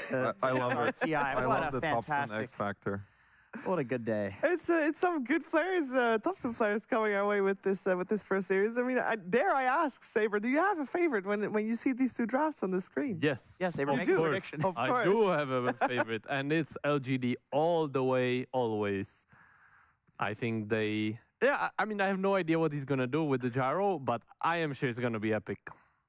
I think it's gonna be Falcons again. Oh, here. I'm gonna go Falcons, guys. Malrine's gonna pop off on this one. You gotta go for the stability. Malrine had a good game in game one, even if the game didn't go their way. So you gotta trust in him too. Then a quick question, Jenkins. Before we head into the game, we had Amar in game one have a rough game. Is he gonna have a better game? Is he set up for success a little better this time around? Yeah, I think he's kind of chilling. I mean, Lina is like a good answer in the game to Necro, but in lane, I think Necro's totally fine. You give him Marf like a good lane, and the guy will snowball the game. So I think he'll be good this game. All right, let's see if we can get a tie out of this one, or if LGD will take the first series with a 2-0. We're heading over to Odie Pixel and Fogged. Thank you very much, CBS. Game 2 time coming up between Falcons and LGD, and some excitement with that last pick, of course. We saw in the bans right there, they're like, well, we've got to ban some of these Topson heroes. The problem is you can't really ban all the Topson heroes because all the heroes are Topson heroes. He's going to bring in this Gyro mid. What do you make of this, Fog? Do you see the sort of the vision here? It has had some little buffs recently, the Gyro. A lot of mana buffs, right? I think it was Missile got reduced from like 120. The scaling got reduced, so it's like 120. Cooldown got buffed, and then Barrage got set to 75 mana, I think it is. Yeah, the mana right? cost. So overall, right, fighting is going to be something that he's going to be looking to do constantly, and I have no idea what to really expect from it. I do like that there's a lot of magic damage, though, when you see a Necro first pick, right? You're going to be able to bypass that at all times. He can't just press Ghost Shroud this game and be safe by any means, right? Everything bypasses it pretty much. So, yeah, it's be pretty interesting. And I think overall what LGD just wants to do, right, is fight, fight, fight. We saw it work in the last game, right? They matched the aggression moves because we knew that Falcons was on a bit of a timer in that game, right? They wanted to play fast and aggressive. I think that's what LGD wants. They just want a lineup that's going to be able to run at them. Even if they're behind, you just bring this Darkseer plus Gyro together. These two heroes are insane in team fights, even if they're behind. Oh, yeah. They've definitely got some good one-bow combo in their hands here. LGD. But Falcons overall, I would say this time with much more of a stable draft. Sure, the last one, it was still their draft. I mean, there's no Mars, but it's right? super stable. Exactly. There's no Mars. There's a Necrophos. And, you know, Mars, we're not a big fan. Necro, this hero's kind of crazy. This is a great hero right now. Absolute night and day. I think Amara went from playing maybe, I mean, I'm going to say this kind of meanly, but bottom 2 offlaners to one of the top 2 or top 3, right? So definitely in pro play for sure. Yeah. Okay, so this is interesting. KJ already a little different of a thing. Level 1 cogs have been nerfed pretty hard, so he's actually going to go Battery Assault level 1. Going to take quite a bit of damage here from crit, some good body blocks coming in. Trying to get that early aggression onto Amar here. And yeah, let's see how these lanes end up going. I feel like I'm like, yeah, there's a lot of cool action on these side lanes, but I've never seen Gyro versus Pango in the mid lane, so I don't really want to look at the side lanes, right? Top lane. King Jungle's trying to be as annoying as he can to Amar, but never really going to be easy with the disruption and the illusions. Yeah, the Battery Assault damage is going to get split pretty reliably by Crit's play that. Yeah, SD, one of the better heroes in general versus the Clockwork. And overall, again, sure, Crit had a bit of a rough, not the best game overall on this SD last time. Again, he does have some really good plays he can do with the disruption and with his ultimate, just to stop the, the Darkseer in particular. This mid, Gyro. What's the build-up? You're maxing the missile, you're maxing the barrage, what are you maxing now? And you're maxing both. Okay. You go 4-4, right? And then so no points in flag. I honestly, I have no idea on. I have no idea what build he'll fully go. I imagine it has to be some type of pseudo caster build, or like they were mentioning Krullas, right? Maybe he does some type of weird shard meteor octarine Krullas. I have no idea. I really don't know what the potential could be for it. As it is Topson overall, so it can be pretty crazy, and he is playing versus this, Necrophos overall. And he already has a right-clicker, so is he actually going to go down that right-clicking route as well, too, or is he just going to be that full spellcaster? Oh, I think you're absolutely right. The fact that he has the Lina doing the right-click exactly. means that it just lends much more towards playing for that mid-position to go for some sort of cool magic build. Yuma, he's got a Fairy Fire. We'll have to pop it.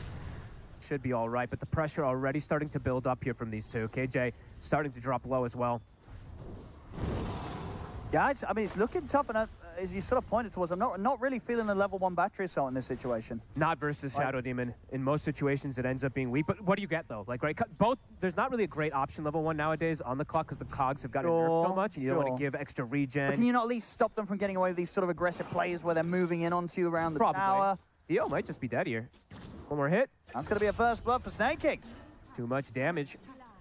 Yeah, I mean, overall, probably. It would have just been better to play like this. He was just trying to get this kind of cheeky level 1 play, but now it might end up hurting quite a bit here in this top lane. Malrine has 7 denies right now versus Topson, so it is even at least in the CS in particular, but yeah, those extra denies definitely going to be huge. And yeah, I don't know, this is 4 CS on Alina. So I mean, this Battery Assault type of aggressive play, it's hurting Yuma a lot as this Lina right now. That's actually astonishing. Only the 4 last hits versus this Necro. I've seen Amar destroy lanes at this Necro, don't get me wrong, but wow. Well, one thing for sure, that the mid Gyro is definitely going to get put to the test this game. That is for sure. Topson, he's going to have a bit of a tougher one to try and carry through the early parts. Last game on his Wind Ranger very much did carry kind of that early game. This one's going to be a little bit heavier for him, considering how rough the safe lane's going on LGD. Okay, he's going Vessel then, I guess. That's the build, right? Since he's playing versus the Necrophos, that actually does make sense. Yeah, so I mean, someone's going to have to buy it, right? Yeah. And it does make sense that he would be the one too. At least the Urn. I think the Vessel actually does. That is an old build that we used to see from the support Gyros in particular too, so maybe it is going to be something along the route that he goes, but... I think you want to go for full Vessel Rush, right? Yeah, I think so. We'll have to see. Especially when the Necro's having this good of a start. Someone's got to have some sort of answer to try and slow Amar down. And I like Vessel versus Tiny too, right? Just high HP hero, ends up being pretty successful as well. charge in the mid lane. Malorine, more than healthy enough. Just keeping him away from the water runes. Topson will get the fill up. Nice little backpacks. The lanes overall, Falcons in a much more comfortable position. I feel like they were mentioning on the panel too, I feel like this game overall, LGD, they like pick these heroes for their lineup rather than try to counter. Because the Darkseer pick in particular, right, it's not really countering anything. It's more just further lineup. So we're seeing the result in the laning phase, right? Versus that Tiny, Skitter is able to get that free farm. They're able to pressure as well versus the Spirit Breaker with the Mirana. So at the moment here, Falcons, honestly, all 3 lanes looking pretty solid. Very, very solid start here on these first few minutes. Oh, and it's 32 to 12 on Necro versus the Lina. That is pretty crazy. Not been an easy safe lane. No. And of course, the safe lane that, as you were saying to me during the draft, you're maybe a little bit surprised, not only because we don't really see the gyro mid, but just because you felt that was actually a lane top. Well, I saw that thought mid. They're trying to make a move on to Malorine, but backup comes in from Snaking. The other course taken out. Topson will get to walk away, but takes a lot of damage there from that attempt. But yeah, I thought they were going to swap that. In that safe lane, you could have seen a gyro doing all right up here, or at least doing better than Alina on the early levels. It's still it would not have been fun. It probably wouldn't have been that great either, but yeah, we just haven't seen this gyro mid, so we just have to see what it's going to really do overall in the game. Because so far in the laning phase, we're not seeing too much of it. That got insta-cancelled. Yeah, he decided against that immediately, Theolicor. Did he like misclick it? Like, because I didn't even see the animation of it. It looks like he just before it even started at all. Well, not going to be able to make a play top. Nope. Power Rune. Going to set up for this one around the top side here. They're bringing everybody. 3v3 in the mid. We'll get the RNG. Topson will. The crit. Actually able to sneak between the 2 supports, able to just hit it away. They might be able to go for him. Disruption. Well, probably not going to be able to. They've got the missile, but it's going to be able to create quite some distance between them. It's way too far. They won't be able to chase for the kill. Too risky. Okay, level 5 here for Topson. Is it? Find the connections. Malorine is now 6. Oh, this one does feel like it's going to get pretty hard pretty quickly. This is, you know, if LGD are able to clean kind of their act up out of this early game, it's going to be very impressive. Agreed. But this is a very, very tough start. You know, as we've seen, Topson on the gyro, it's just not got that same kind of ease with the rotations, right? You can't just, not like on his Wind Ranger where you can go up and down the map without losing too much mid. And not much less mobile, it's so much harder. And not like he's elusive, right? If he does get, I mean, sure, if he'll build up the movement speed a little, if he gets some damage from his barrage and all that, but if he gets caught by a Rolling Thunder, really he's dead in like 80 to 90% of those scenarios at this point. So definitely seeing a lot more difficulties for LGD, at least in these first 7 minutes. Yeah, 3K lead already for Falcons. But what their lineup does do, right, is what we were mentioning is the 5-man, right? I think that's probably what they were thinking about is this Darkseer group up. Because I've seen this quite a lot from teams too, is like when your Darkseer doesn't have this kind of like counter where he's with like a clockwork and he's versus like a Shadow Fiend, he can take advantage. You end up playing this game where it's like, okay, Darkseer gets this first item timing, you smoke and you like 5-man with this Ion Shell and you look for that fight to catch back up with the Aura. Or with the Dominator, which it usually ends up being for Whisper. Because how much can kind of Whisper carry the early to mid? Darkseer against what he's up against. Or not easy, honestly. It's not an easy Darkseer game. No, because like we did see one from quite a bit ago. We've seen some Darkseers carry games. Yeah, but this is not one of the ones that looks easiest on paper because of how tanky the heroes are, right? Pango just naturally gets tankier. Necro has the increased healing. They have a save from the SD, and Tiny, yeah, that damage takes quite a long time to build up from these Ion Shells, even if you have allies on top of them. And the 2 heroes who are going to be carrying the Ion Shell, too, as supports. It's not like one of these core melee heroes like an Ember Spirit or something. No, like you can just kill them. You just kill them, exactly. They can just get burst in a heartbeat, so we'll have to see how they do adapt and fix after this laning phase. After this laning phase looks quite rough.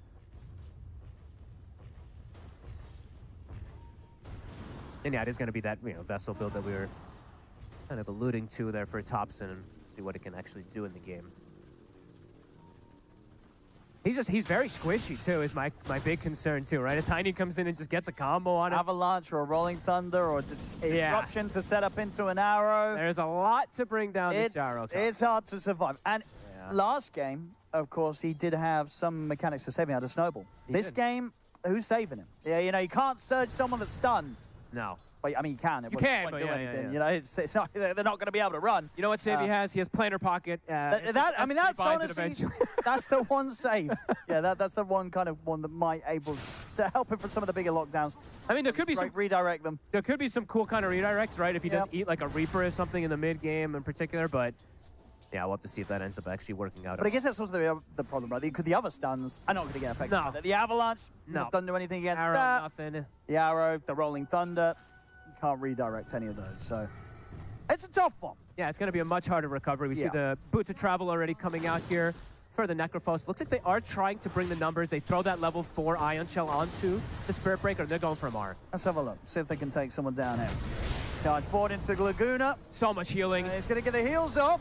It's a lot of damage, though, and with the Iron Shell burning him down, it will be enough to take Amar out. Big kill there for LGD. Level 4 Ion Shell on the Spirit Breaker. Starts to add up very quickly when they have the stun lockdown. Malrine isn't able to find Topson there. And Topson able to get himself knocked down to the river, which will allow him to run away safely. Did a good kill, slowing down this Necro, getting Yuma some space to catch up and farm. As we were saying, Yuma's lane was pretty miserable. Still bottom of the chorus, but slowing down Amar nicely. And the first Rolling Thunder, not successful, so let's see if Topson can take advantage of that with it being on cooldown, if he can look to go for another aggressive play here. Yeah, because now, he's going to want to hit the side lanes, knowing Yeah. that the Pango won't be turning up. Exactly. Either you go for the SD or you go for the Necro. It looks like it's going to be that SD. It's good aggression. Amar thinking about trying to help out. Crip, able to get the disruption off to hold Topson back. It will be enough to save him. That was an interesting blood grenade there. Very hopeful. Yeah, minus 50 gold. Maybe this blood grenade is going to do 300 damage. You never know. But yeah, won't get the job done. I get some pressure onto this mid tower once that move was made. Honestly, a lot of that damage onto it has been snaking. I've been watching him kind of just poke it this entire time here. So, Whisper, you said Dominator's finished. He's finding these levels. He's still having an okay time, and Topson just trying to hold them off from that tower. They'll pop the glyph to ensure that they can protect it. And who's going to get the rune? Oh, it's going to be Top, and it's going to be Topson. We'll get the shield rune. Pretty strong rune. Arrow? Ooh, nice try there. Gives them the vision for the setup for the disruption, though. King Jungles. Very dead. Not get out. They're trying to really protect this mid tower on the side of LGD right now. It's hard, though. It looks like this tower's going down to the next push. They have the arrow if they want for the catapult. If Schnee wants to use it, he will. And he spams it out again. The shield rune is allowing him to just hold them off from that tower for now here still. So ensuring that he can still keep that up so they can get this extra farm here. Top. Yuma's catching up. He is just only a few hundred gold behind that of Amar. It's not too bad considering how rough the CS was in the lane. But Owen, it's been 11 minutes. We have yet to look at the bottom side. How's Skeeter doing, right? He's got absolute free farm. And as we're mentioning, a lot of squishy heroes. It's a good game for a It's tiny a good right. one for him to sneak around and find the pop. You're going to eat up this Gyro or Lina for a large amount of the game. Until the Lina has like the 15 talent for that crazy magic resist, you can die pretty easily to just a combo if he's able to find the wraparound. So see if Skeeter wants to go for that Blink next, or if it's going to be the Shadow Blade. I think, yeah, Blink sounds a little bit better this time just to get in. They already have Invis on their team with the Moonlight. Doesn't want to be redundant, the stacking of it. And it's just easier to just jump on top of these targets and burst. Okay, now the tower. Let's see. Another call down. Will deter the push. Ooh, missed the money creep. Dire's Easy cogs. bottom tower is under attack. Ah, and even putting the sec, that's different. Fortified. 2 points in battery assault. This is the old clockwork. Okay. I mean, as you said, cogs just ain't... as No, good I as mean, they no, were. they are. No, they are. They absolutely. they are still as you good still as they max were. them. You It's still- just yeah. Level 1 and 2 are a little bit nerfed and all Yeah. that, but they still are You incredibly still want to get them strong. up. Oh, yeah. You still want them maxed first. Marine, Charge that slowly connects. too tanky. They can't go for him here. So trying to bring Whisper together here with that Ion Shell. So it's trying to, make that move that we were mentioning with bringing all the numbers in. But they're very under-leveled on the supports. Theo's still level 4. Doesn't have an ulti to be able to add with that Ion Shell damage. Amar, isolated. Got the stun. He's looking to be very dead. Got the burst. I mean, big kills to take down this Necrophos. In the middle. I mean, we'll find Theo Lacour here with the help of Crit. And they should get the tower They now. will indeed finally be able to bring this tower down. By the looks of it, Whisper trying to hold them back a little bit with the Mud Golem, sending it over and tries to deny, won't find it. Snaky gets the last hit onto the tower. Topson falling behind. Is under attack. Peter, another tower that he's looking for here. 2,000 HP, Tiny, of course, too, so this is going to be a very hard one for them to go for in this early game. Let's swing around toward bottom. Wisdom Rune is coming up in a minute here.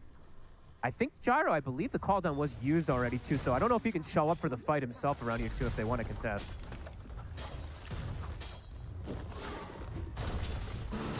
All 3 tier 1s. Yeah, they just have to let them go. Very early. 13 minutes, they've been able to claim them all, and that's going to allow, I mean, for Skeeter, right? When you get Blink Dagger, a lot easier for you to find some of these targets like this. Okay, Topson. Vessel is soon finished. They have the level 6 on KJ. Got the hook shot to close the gap. Does put the 3rd point in battery.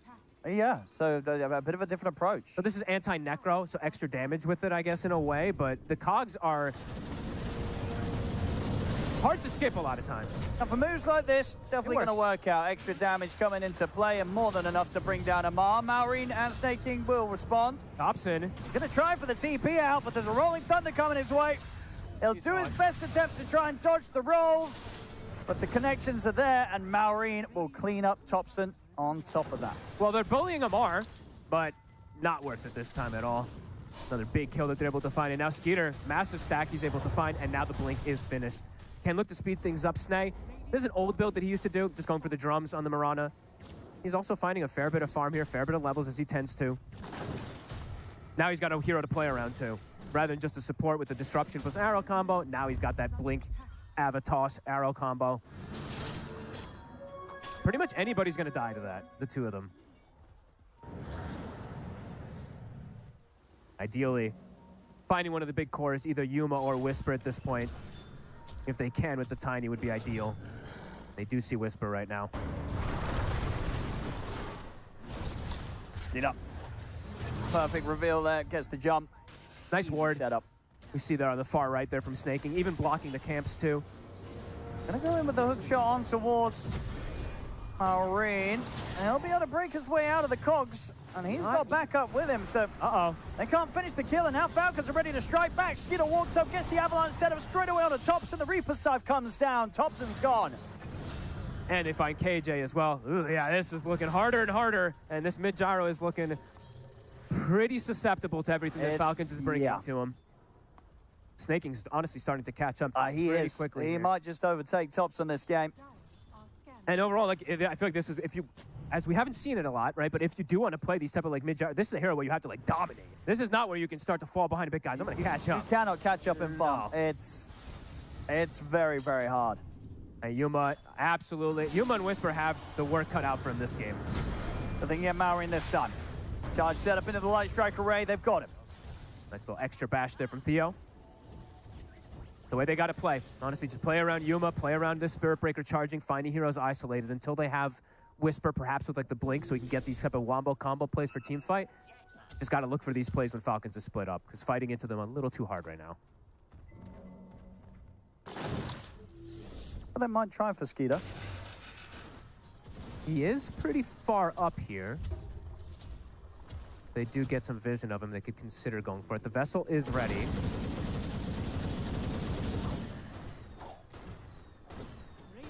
Fully backing up. Senses that there's a chance something was coming for him on this bottom lane. And what was Skeeter Q? I imagined it was going to be B. Okay, it is BKB. Playing versus pretty much all magic damage in this early game besides the Lina. The BKBs are going to be incredibly powerful for the side of Falcons. Yuma's catching up, though. So, as much as the Gyro is falling behind, the Lina, which is the important hero for the team, of course, is doing pretty well.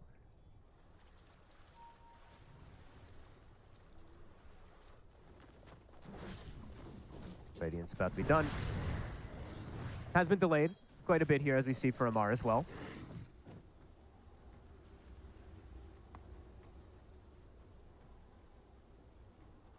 LGD. Do you think they would, what's the next timing from their side of things? I think the blink, right, from Whisper. I believe that's always looking, blink and shard if he was looking for it. I think he did go for the shard first. But if they can, it's still kind of same. If they can find heroes isolated with Spirit Breaker charge, they can look for it. But I think straight up fights is still too complicated.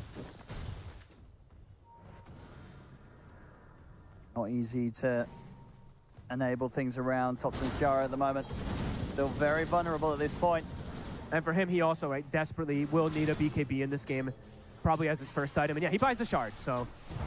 So it's going to miss. They'll get the cogs out to stop Skitty getting the initial jump, but he'll still get the combo down on the Topson. The both of them dead. He's looking kind of like a support right now.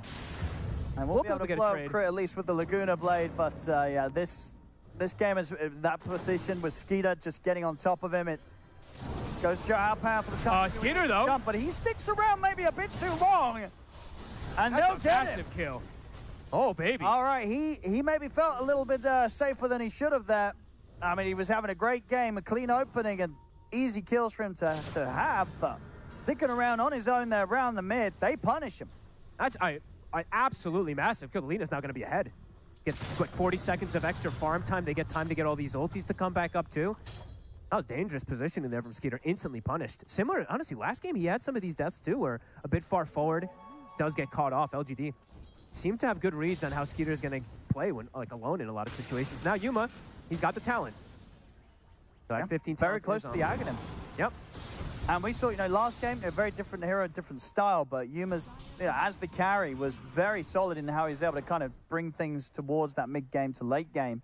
Might be the same here, that space has been created in a bit of a different fashion this time round, more around kind of Topson suffering a little bit in the mid lane this time, as opposed to the domination that he came in with in game one. But, maybe there's a chance to have the same sort of result with just giving Yuma the time and space to do what he needs to as the carry. We'll have to see, because it is going to be kind of like this pseudo one carry versus 2.5 in a way from Falcons. We'll see if the team fight, right? The Darkseer prowess is going to have that extra effect with the vacuum combos. And a carry, I guess, against 3 cores that are very ready to get on top of you. Indeed. Coming in with the Death Seeker, the Rolling Thunder, or the Blink on the Tiny. So many ways of jumping the Lina carry. And when you're playing versus like an individual carry in a way, right? That's what the SD can also do, purge the Lina. The Reaper is going to go on the Lina as well too. Everything is going to be thrown on that Lina. 5K lead at the moment for Falcons. BKB, first one is finished up. Whisper getting close to the Blink. If he can get this Blink before that next fight, they still can look to win these fights if they land the Wombo combos. Little harder, of course, with the deficit playing into the BKBs, but if they get the initial stuns, it would be massive. Because he's holding off on spending it. Is there a chance that he's like, well, just get the full BKB first? Yeah, it might be the case. He's getting the time to be able to sit back and farm it. If Falcons isn't forcing, maybe they do feel like they have more time. Falcons looking for more. And Jungles will be the one to tank the gang.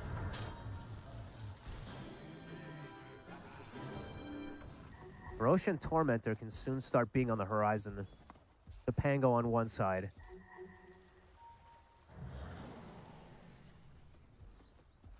Snay starting to set up for the area of it. Does have a ward at least placed down right now. Saving up that money, Whisper. Whisper's getting a lot. 4K gold in the bank. I mean, I guess... Does he go Ags? Yeah, just get That's the Ags. the question, yeah. I mean, he's getting a lot of space. Or just buy the full BKB, or just buy the full Aghanims. Probably discussing it with this team at least, which one they do find is going to be the most valuable. Crit. The bash charge on him. The other core with the control, and they will have the damage. Can Whisper get out? Snake King here with Malrine. They'll get the vacuum wall down onto the 2 of them, but Whisper, caught by the Rolling Thunder, will die. Snake King looks to jump away. Should be fine to TP out. Topson, though, does get found on the side there from Amar and Skeeter. So 2 for 1. And they find 2 cores, of course, there from Falcons. Lead continues to grow and grow, and it really is just... They're going to have to just deal with the fact that they have like a support gyro from the mid lane. He's just going to have to contribute when he can, when he gets that BKB. He's had tons of pressure on Yuma and Whisper in this game.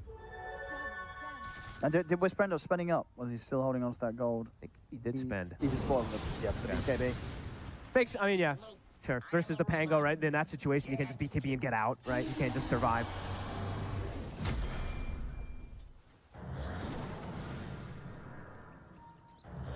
Overall, though, Falcons, much cleaner approach so far this game. 16-7. Not seeing the same type of matching kills as we did last time from LGD. Oop, catch on the SB. That ward that Snaking had placed earlier does scout it, and looks like they should be able to set up for that Tormentor as well. Scaling looking pretty terrifying from Falcon. So one of those games where they're getting a lead, but they don't necessarily have to be in that much of a rush. That is the Lina overall. Yes, Lina scales, but Lina is not PL. By no means is Lina a PL. Snaking gets the shard. Nice when he goes for this type of build and he gets the shard given to him as well too, since he has the drums you can actually utilize. Radiant's top tower is under attack. And has Yule, so even more answers versus the Spirit Breaker versus the Darkseer as well, has extra answers, so those BKBs absolutely necessary. And Yuma, although he's got a lot of magic resist, still very susceptible to just getting burst at this point.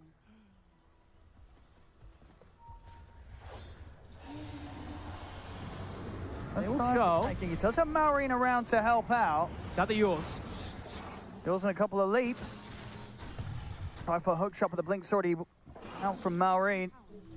Theo got a bit greedy there, going for the extra tap into the ult rather than just going for, I don't know if he saw the Yules, but they might find Snay anyway. And they will. Oh, in the meanwhile, though, the Necro farming. See that lead go from 7 to 9K.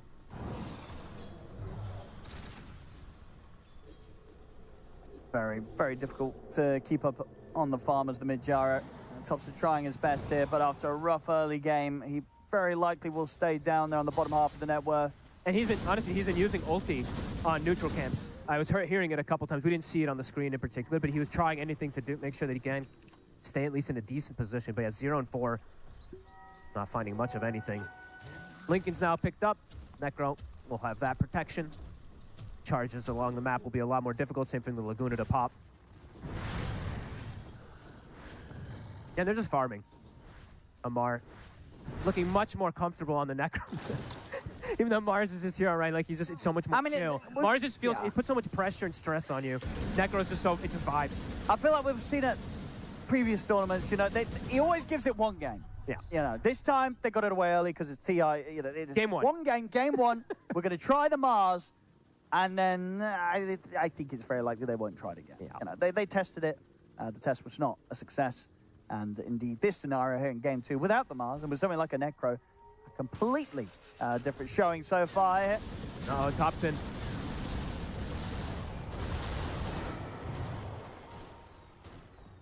We'll see him haste pop. Did they actually go the right direction? They did not, so he might just be able to get out of this one. They got the scan on him, but not able to quite go for it here. Whisper does have blink and Or if he BKB farms now. these camps, though, they might come looking for him. Oh. Oh, he's getting greedy. Farewell. They're gonna get him. I mean, it's always the temptation, right? You know, you've been pushed away from the Ancients. It's like, well, there's these couple camps on the side, and most of the time, these players don't come for you. But Team Falcons, They do. They're not letting Topson get away that easy. They're gonna make sure that they thoroughly check the area. Disruption. Arrow will connect, more than enough. And Rosh perhaps, that's why they want to be playing around down here, right? Get these extra 2 kills, can look to set up for that Rosh pretty soon here with the Pango and the Tiny. Yeah, much cleaner as we're seeing. This is one of those games that does seem to be all Falcons right now. If LGD is able to turn this one around, this will be very impressive, but not many a team are able to sort of turn around games against Falcons when they get this sort of a hold on it, and especially with these sort of heroes. I'm really, I'm like, obviously the game is not done, but I'm so curious to hear what the reasoning for this Gyro was, right? I mean, you just got to trust him, right? It's Topson, right? It's vibes. I mean, yeah, what are you vibing, Topson? Yeah, Give I me the guess mid-Gyro. Sometimes the vibe, most of the times the vibes work out. This time, maybe not. Snaking. We'll have another leap. Actually survives. He's getting out. They have to BKB TP on the 2 of the cores.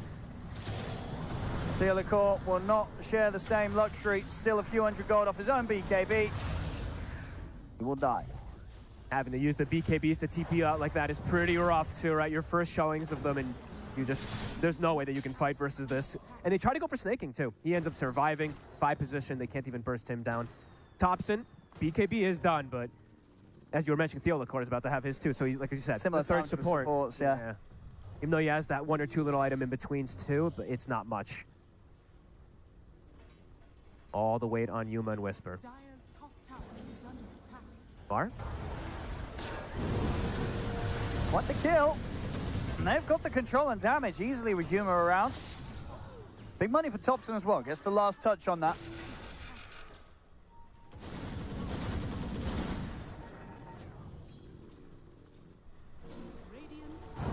Any kill is important for LGD. Octarine almost finished up for Whisper too, getting closer and closer to it. I mean, His farm is might be able to absurd. do big things. Yeah, Whisper Farm is insane. But it's just not one of those games where you're sort of seeing a clear kind of get on top of these heroes, make an illusion. That illusion's going to kill everyone. No, it's like they it's don't not have like, that vulnerability on Falcons. Like it's usually these agi carries, right, where you get this illusion and it runs rampant. Tiny he'll turn and kill his illusion pretty quickly here too. So, but maybe it'll be enough chaos with the Lina. Maybe it's the Wombo combo with all the stuns that they can get together with the charge, some the LSA. 5-man, light strike, into charge. High execution, but slightly possible. Theo, you said close to the BKB.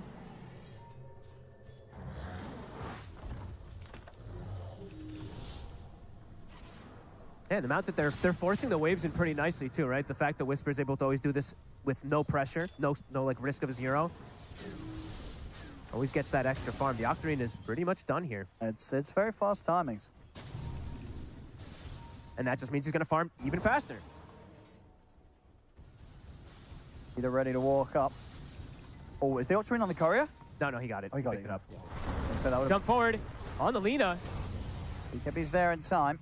Had enough stacks. Fiery Soul. I think what's sitting at like 70-something% magic resist probably right now, so I don't remember exactly what it is. 65 with the 7, okay. More than enough to protect Yuma at this point.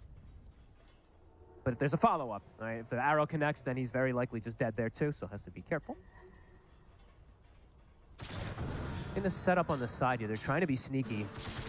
And can they go for a move to Malrine? It's a little difficult versus these Lincolns when they don't have somebody else to break it, because it will eat the Laguna. Skeeter will be just fine. And they're still waiting down there. They were waiting forever to try to go for this play onto the Pango if he stepped to the side, but not the case. Amar will go for the safe play. He buys the BKB for himself, as we saw last time. If he gets stunned, he still can't just die.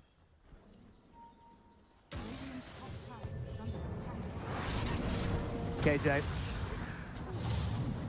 Malrine will take care of him. Take him a moment, though. Oh, bounced the wrong way. Oh, Okay, yeah, maybe not. He's going to be fine. See ya. Is under attack. Radiant are scared. Will Malrine let him out, though? We'll see. Top, Skeeter.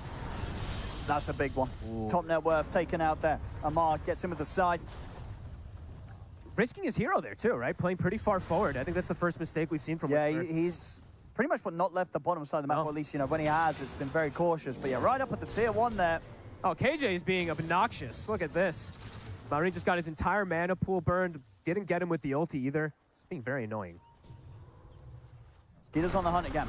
Gets the catch. Is the arrow connecting? It is. They get the arrow into the toss. The early course trying to keep them off Yuma. As you say, Yuma still with pretty high magic resistance. Having a tank through it, tries to turn the combat. Physical's too much. TP, but the punch is coming from Skeeter. The BKB will not save Yuma from that. They're just too far behind. Yuma just doesn't have the protection. They really just, they don't have a mid, right? They don't have that mid to rally around, even though Whisper and Yuma are trying their hardest here.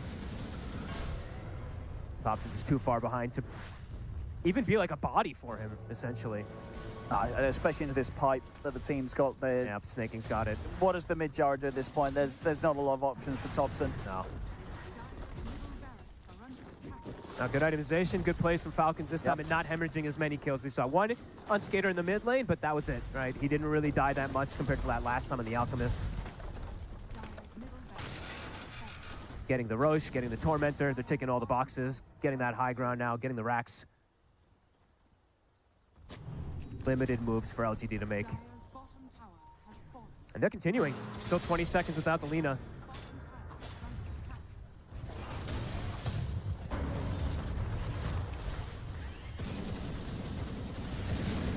I'll start to push them back a little bit. They respect the fact that Lena's coming back up in just under 10. He ain't finishing that charge, that's for sure. Has to stop it immediately. All the waves now starting to be forced onto the side of LGD, though, and just hard for them to find any. I mean, we can't see them take any fights, any of these 5v5 engagement. Pickoffs, perhaps, but Now we're seeing Falcons just playing together. They're ready for any of these fights that come to them.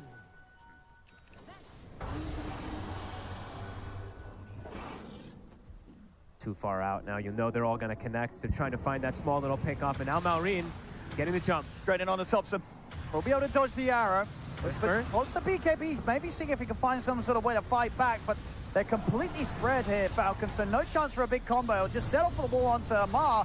Whisper. The BKB's there. He'll turn with the scythe, take down Whisper. Yuma's been caught in the midst of it all. Tries to run, goes for the BKB TP out, but again, the physical damage is there. Yuma's gone.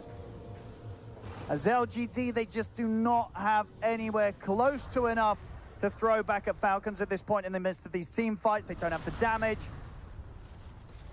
As Falcons just survive for it all. I thought that might have been them calling it for a second there. Yeah. Losing Yuma and Whisper outside there, trying to look for any of these fights, but you can just see they can't pop any of these targets, really. Yuma just has to like try to BKB TP out almost every one of these times, but yeah. We had a feeling when we saw this gyro that this game could very likely go to the sometimes it game doesn't three, work but- out, you know. Yeah. And both teams get to kind of experiment a little bit. You know, game one, saw Amar trying out some Mars. True. Game two, Topson says, I'll try something a little bit unconventional in the mid. Go with the gyro. Didn't work out here. What do we get game 3 now? Anything else unorthodox? Probably. Oh, well, yeah, I mean, one loss ain't going to stop Topson. Oh, no, we saw doesn't ODs push and it. Pug in his band, you know. He's still going to bring the fun stuff in game 3, you know it. Amar, though, I don't think we're going to see the Mars. Oh, we're not, yeah, that He one's not won't. coming back. No. He'll stick with the guns. Stick with his Necro that looks very strong. Now, if Topson wants maximum style points, he comes in with a game 3 mid-Mars. Oh. Oh. I don't think I've ever seen Topson play Mars. One day. One day. 27k lead. Mega creeps out. Dragonlance. All right. All right, look at that. I mean, Amar now starting to have fun with it. I think they know this one is in the bag. Yeah, he tips him. He's like, you're gonna, all right, whatever. Hurricane Pie's kind of nice, right? Can Yeah, I get out the mean- cogs, stop the Spirit Breaker. Sure. It's not bad tech against the I Spirit mean, Breaker, yeah, you know what I mean? whatever, It's pretty whatever. annoying for the Spirit Breaker, I'm telling you. He can buy whatever he wants at this Yep. point, Amar. Radiant's courier has been Except the Midas. Radiant's top tower. Never okay. No with- Midas. No Midases ever. On any hero? Is any hero cool with Midas or no? No. But there will be a game. This is not going to be a Midas free TI, is it? I think there'll probably be a couple, but Someone's going to buy a Midas phone. Don't do it, kids. Well, we like The it. maths is not good. It's is not. really bad. It's really Really bad. bad. And I say that as someone that has bought a fair few Midases in my time. yes, on some pretty bad heroes. Yes, and some pretty bad patches. But Yeah. and even this is too much for me. So no Midases. Now the Roche should be pretty easily secured. Even the ward coverage, Falcon's on top of it. Even though Mar's going for his Dragonlance and his, some more of these fun items, of course. As you said, it does have some merits of the build, even if it looks funny. Okay, they'll stop from the Roche for a moment here.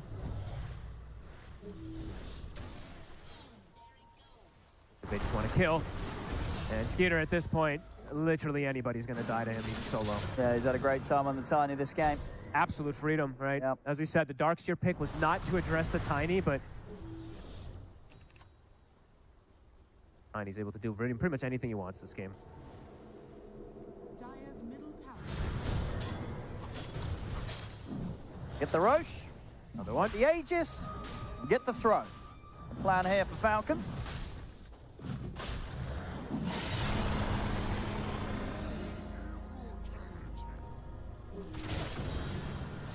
Whisper. Whisper in some trouble. Oh, it's got Theo the Court to try and help him out.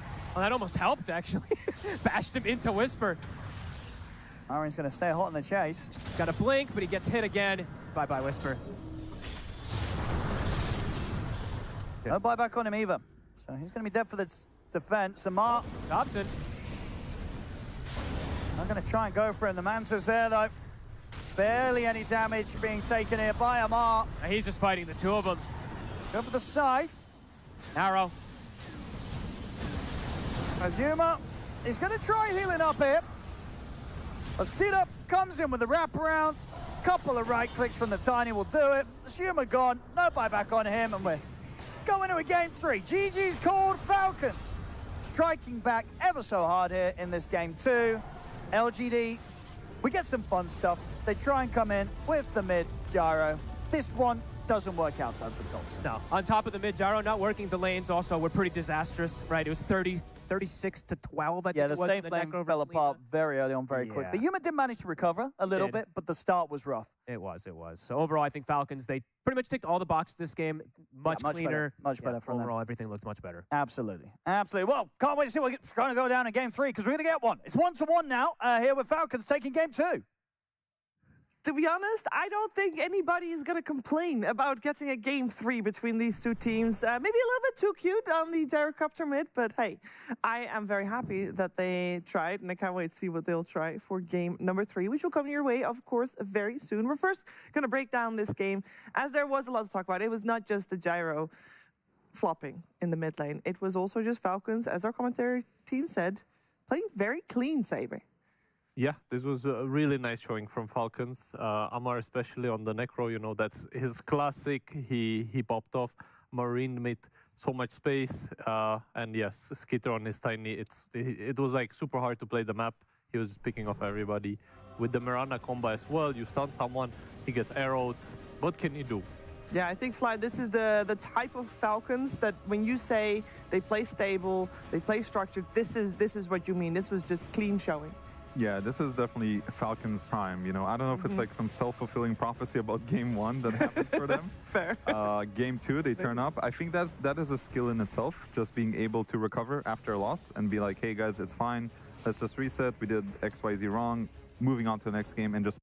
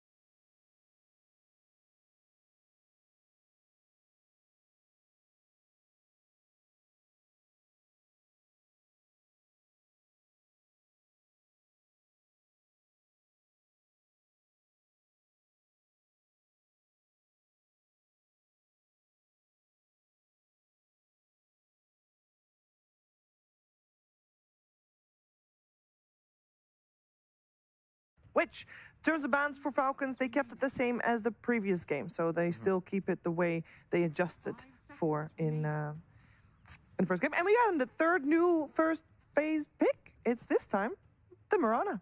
I like this. I mean, that's a good adjustment. Fly, you were saying like you think that Mirana is the second best support next to Hoodwink, and I feel like the Hoodwink in the first game for LGD was just kind of generically, this is a good hero. It doesn't reveal much, and it wins lane. It's just really flexible. You know, it's always going to be good in the game, and they're also stealing it from Falcons.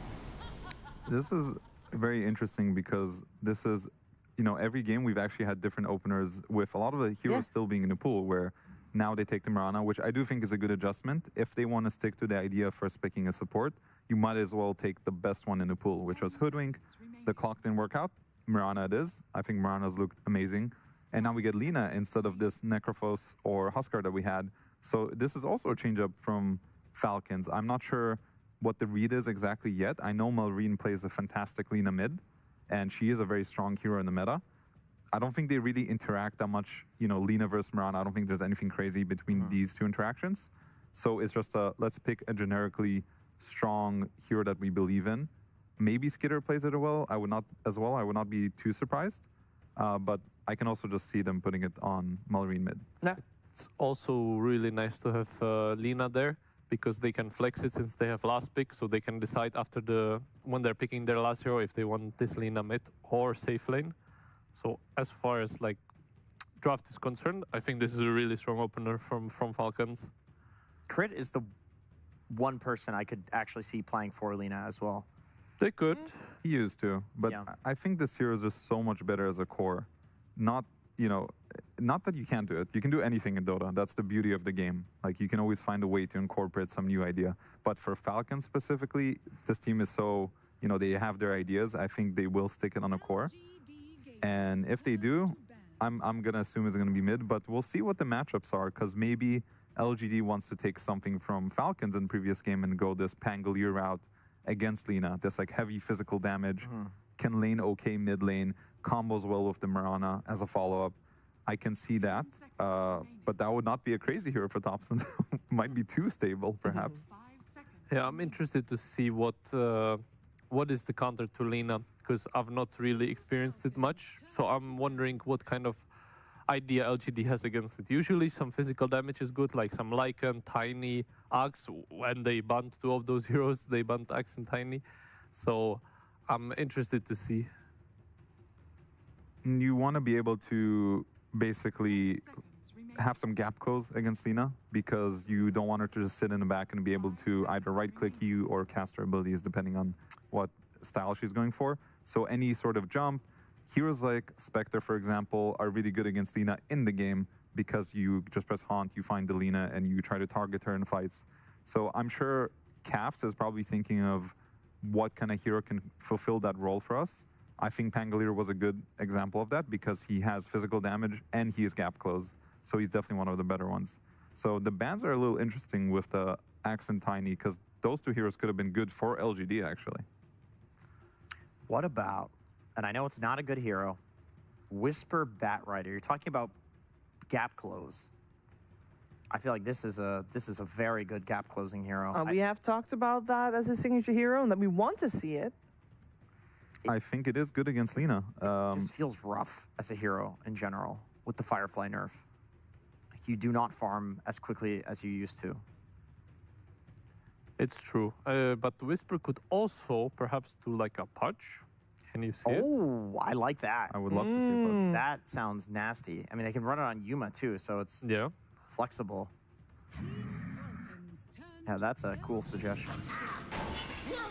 Okay, it's a good pairing with Lina. In case it is carry, you want like a melee guy that will kind of soak up the damage for you, make sure that the enemies can't kill you. Clockwork is really nice in that aspect.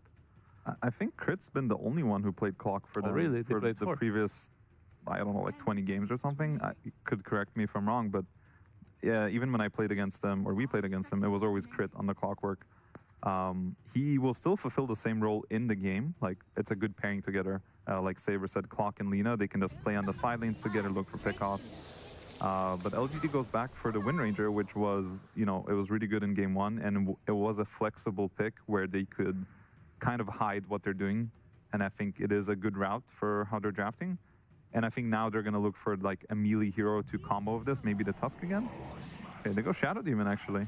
Okay. Oh, because yeah, I guess they're blocking it Yeah. from being picked against them. True, true. That's interesting. Shadow Demon Mirana, old school combo, Yeah. of Yeah. course. If we are going to see Clockwork still in the hands of Snaking somehow, this could be a good Largo game with that in mind, because you also lick off the Wind Run. 5 seconds remaining. That's true. Very true. But not sure if that is important enough. I'm trying to think about the other snaking heroes. Like maybe this is actually a pretty good Crystal Maiden game, just because the root is good against both Mirana and Wind Ranger. Maybe he'll go back for that. It's not particularly good against Shadow Demon because he can purge your abilities when he gets the shard. In lane, it's kind of like he can outtrade you on the side. But I'm trying to think of what other snaking heroes he would bust out here. Maybe Chen? That would be hype. Well, they'll get the Crystal Maiden in combination with the Sven. Yeah, it makes sense. So they're doing their same formula where they'll just pick the Skitter hero along with the snaking hero. So this is the combo. We know that Sven and CM are just like a very solid lane. Also, I think they have some lore together, which is cute. And then that means the clock is going to be position 4, and Lina is indeed middle lane. So they kind of know everything now from LGD's side. They know where each hero is, and Amar is going to get the last pick. So now they have to choose what to address. Are we going to pick a hero against Sven? Are we going to put Wind Ranger against Sven? Because I think that lane is actually good for Wind Ranger. She can just stay in the lane, right-click him down constantly. She has no real threat if the Shadow Demon is around. Or maybe they'll pick something new against Sven, like what does Whisper play that's good? Actually, Bat Rider? Yeah, Bat Rider is really good against really Sven. good against Sven. I guess the CM makes it a little weird. Like she should be hypothetically pretty decent in lane against Bat. It will be a Dragon Knight. Yuma's hero for this one?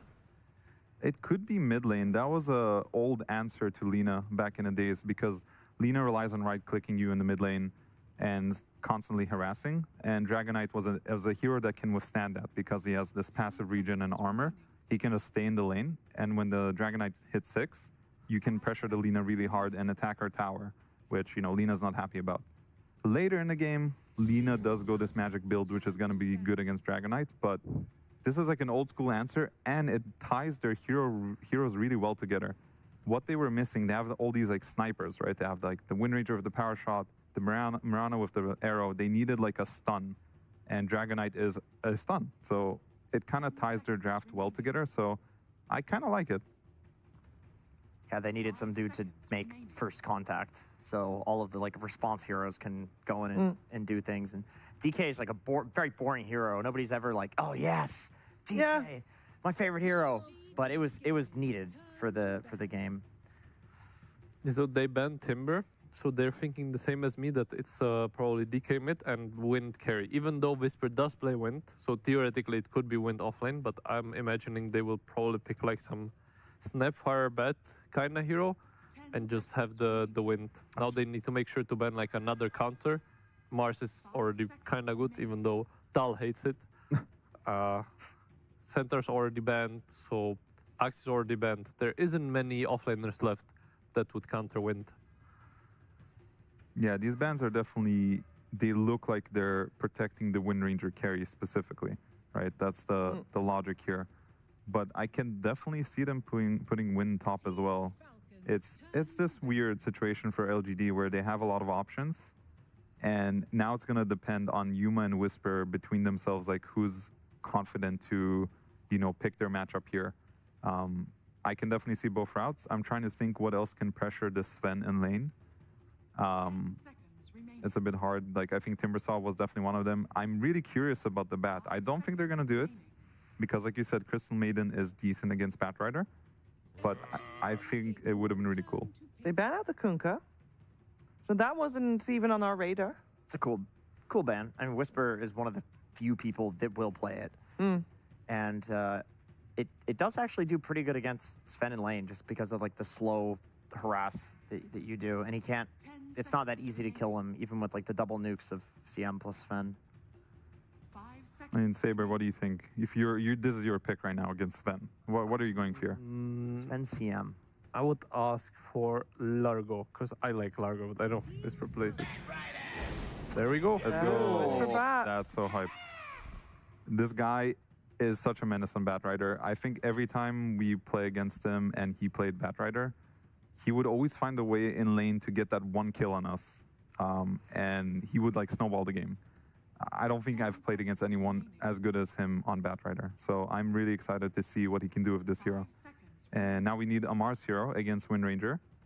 He wants some kind of like melee hero, I imagine. What is even left? Like Dawn is one of the remaining heroes he'll play, and it's pretty good against like the hard initiation of Bat DK. Well, Let's see.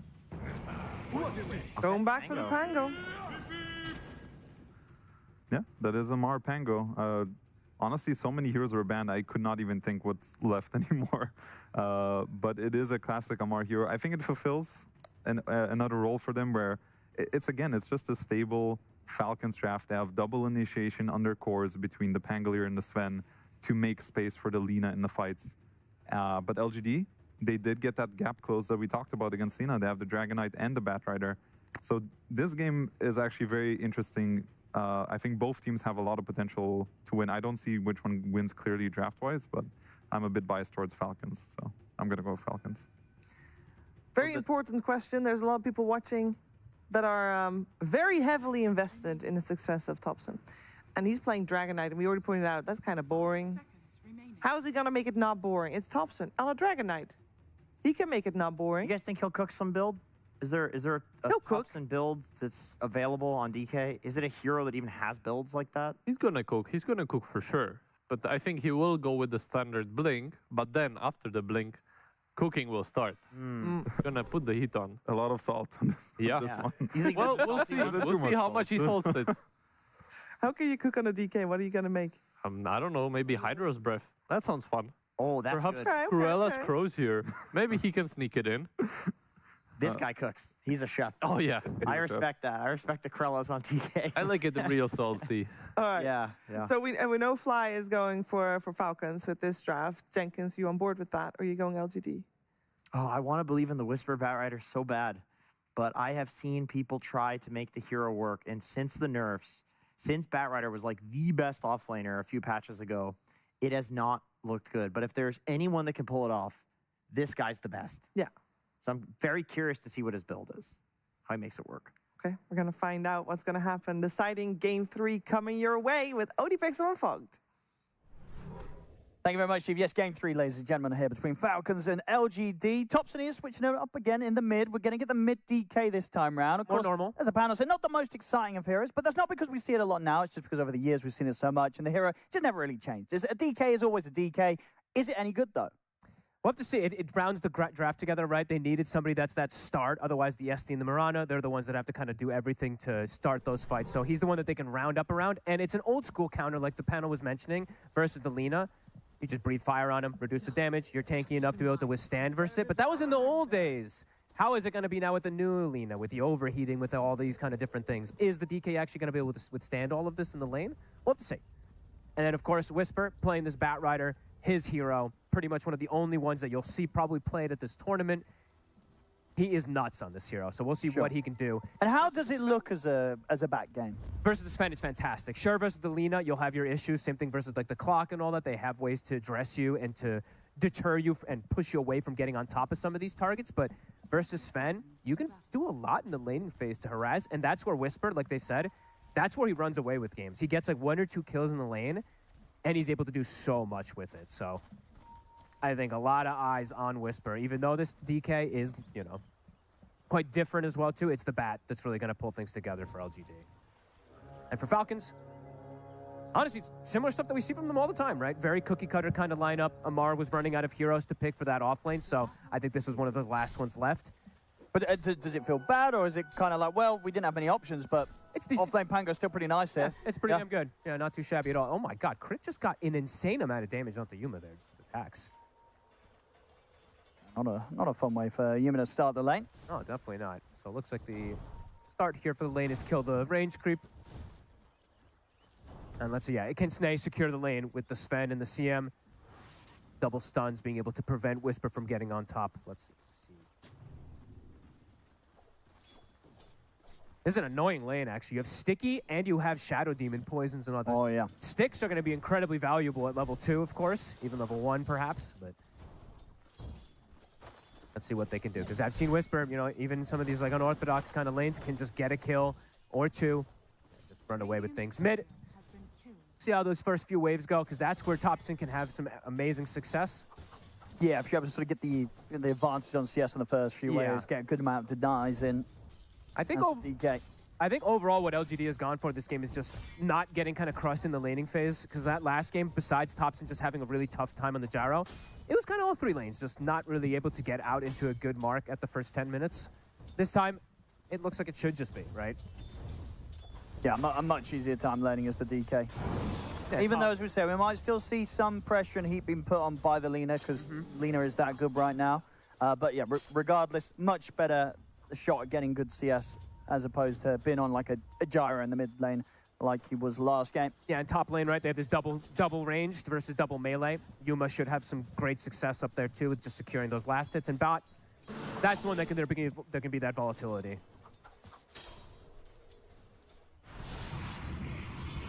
Go, Sticky stacks. That's a lot of damage. Skeeter's looking to be in a whole lot of trouble. It's first blood for Theolicor. Between the two of them, and this is sort of what Fly was saying on the panel, right? This kind of happens when you lane up against Whisper on his bat. Somehow, some way, him and the support, they find a way to get that early kill. Besides just getting the kill, look at the CS. He's 2 on Sven. He was not really getting anything. The way that they just manipulate the creeps over and over again. That's pretty crazy, actually. It is nuts. A very, very rough start in the first few waves for Skeeter. Yeah. And not really a start that's going to get any better, right? This lane doesn't really get easier for the Sven, does it? When the levels come in for both sides, or? It'll get easier because he can just kind of not play it, right? Like, just kind of, you can just nuke it and then get away, but yeah, definitely not the easiest start here for Skeeter in particular. And across the board, as we said, yeah, for LGD, it's looking much better. And it's looking even with the modern day Lina, Topson on a DK, still crushing it, showing that kind of age-old advantage of the DK against the Lina, being able to sort of sustain through that harass, still persisting here. Yep, still all exists.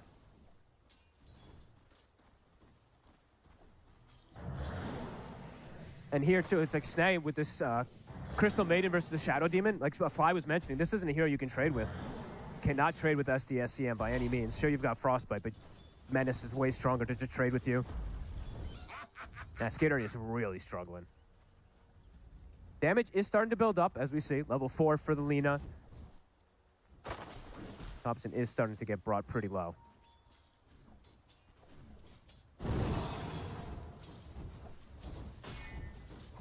That's true. Maybe this sort of level is the tipping point. Yeah, I think maybe where the 4 things and the do 5 start to really become tough for any hero to sustain the damage that the Lina throws out. Just builds up so quickly too. Maybe he could go for something like a raindrop to block some of it, but he's just going to bring salve. He's just going to bring that extra regen.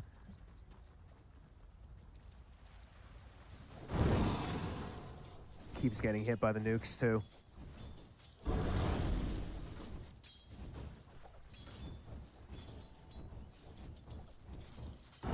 Now Reen will get the fill up as well too, so we'll be able to continue getting that spam onto him. Yeah, 24-8 to the 19-5. Still getting those extra little denies, but being kept low. Definitely a much better outlook from this game. Oh, infinitely. Off the back of these first few minutes. And it's a normal mid laner, right? We have to just say that. Like the gyro, it felt so strange because it didn't really combo that well with too much of anything here. This one, as we said, there's clear combos. Eventually, when he gets the blink, he's going to be that starter for the fights. Pretty much the whole draft is around him getting the initiation. All the other heroes have good follow-up. Top lane, level 3's been hit there from Crit. Going to start reducing their resources. KJ doesn't have leap. Crit has identified it. Trying to stand his ground here with the help out of Yuma. We'll get the trade, Yuma. Saw the level 2 Starstorm after the arrow, so he saw how much damage it was, knew that there wasn't that leap. Exchange.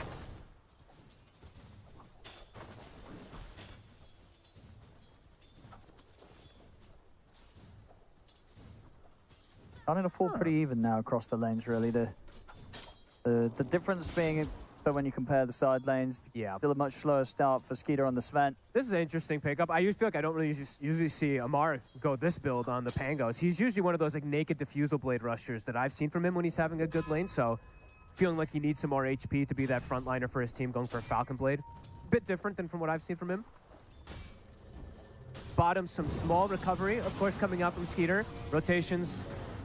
Falcon's incredibly ready for it. Yeah, Theolacor tried to set something up in the mid. Ooh. Oh, almost able to get the deny, perhaps. Snay has the mana. Radiant's middle tower is under attack. Who gets lucky with no. the rune? Yes, It's going to be man. bottom for Malrine. That's the dream, and it's a regen as well, too. As it's about to hit 6, Amar Pretty low here. has the Lotus. Power shot's not going to hit. Okay. And as you say, Lotus and 1 charges would have likely been fine. Hard for him to play alone up there, though, now at this point. But mid, it looks like they might be able to get Topson here. They will. Look, an easy setup there from Snake King. With some creeps under the tower, too, so they should be able to get a bit of damage up here. Dire's middle tower is Is Wind Ranger 6 yet? Not quite. When the Wind Ranger 6, that's where it becomes really hard for the Pango to lane. structures are And just get that focus fire and run him down. Radiant are scanning. Yeah, Skeeter still not really recovering just yet. It's 20-8 to the 29-8. Starting to get the levels, though, so he will just likely leave that lane very soon. Unless he dies again. Looks like he should be okay. Not fun to stand in the lane. And top, they do make that play as soon as Yuma has the focus fire. Yeah. Run down Amar. Even bring Topson for it, so that's a cool move. Scanning. Gets involved in a kill, can quickly shift toward mid. Check out the stacks. Not going to be any. Maybe, does he want to linger around the area here? Looks like it's got to be, he's thinking about it, but wants to maybe poke the mid tower a little bit with his ultimate. Marine. Ooh, KJ, careful. Might get Lagooned. Just on the verge of getting kind of comboed down there by Malrine, That but was so close. You can see what it was going for, though, right? Like, Topson maybe could close the gap and get that stun there, but not quite able to. Power rune, 10 seconds. LGD really trying to control that one, preventing Malrine from getting the fill up. Quieter early game than we saw in the last two, though. 3-3 at this moment.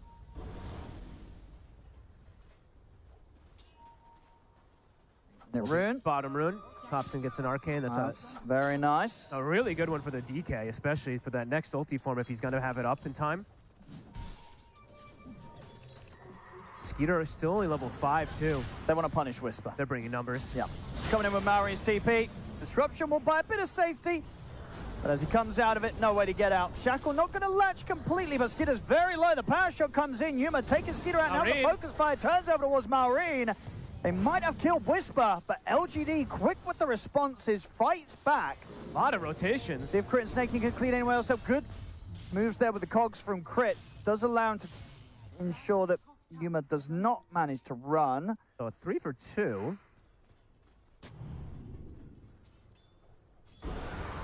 Topson, make sure he gets that. Right at the end of the arcane. yeah, Oh so my god.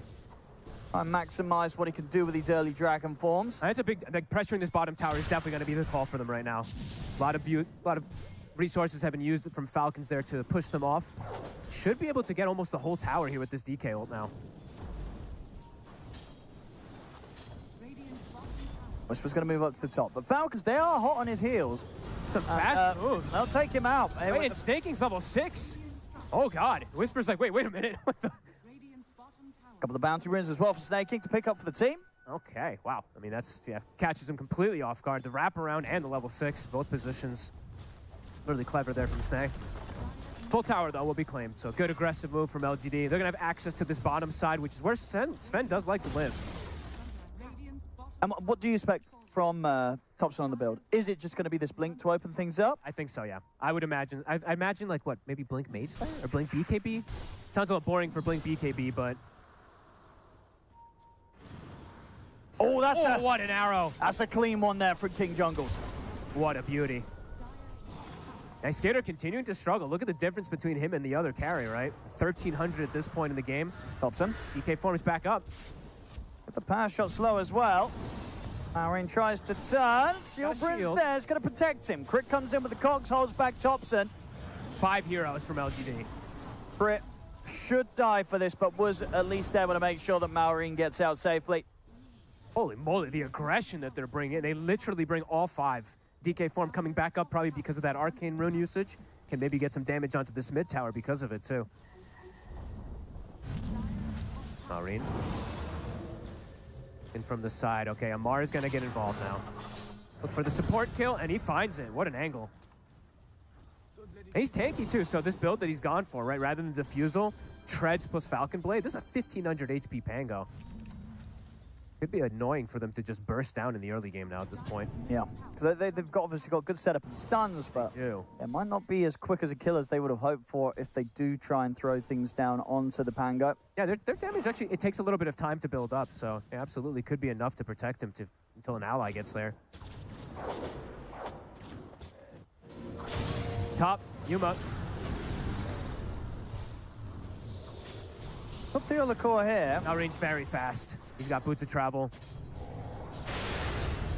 More than enough. Skeeter. They actually look for him here. Whisper is trying to close the gap. It's not easy though, they need... Sentry's down. Yeah, Snake King's ready. Whisper's gonna watch from the side. The ult's gonna get dropped down. Hey, this ult is gonna hurt Whisper a lot. He should be okay. Doesn't want to use the lasso, wants to save it for a potential kill, doesn't want to just stop and walk away. Blink almost done. Yeah, Tommy's going to be here with this wave pretty much on Topson.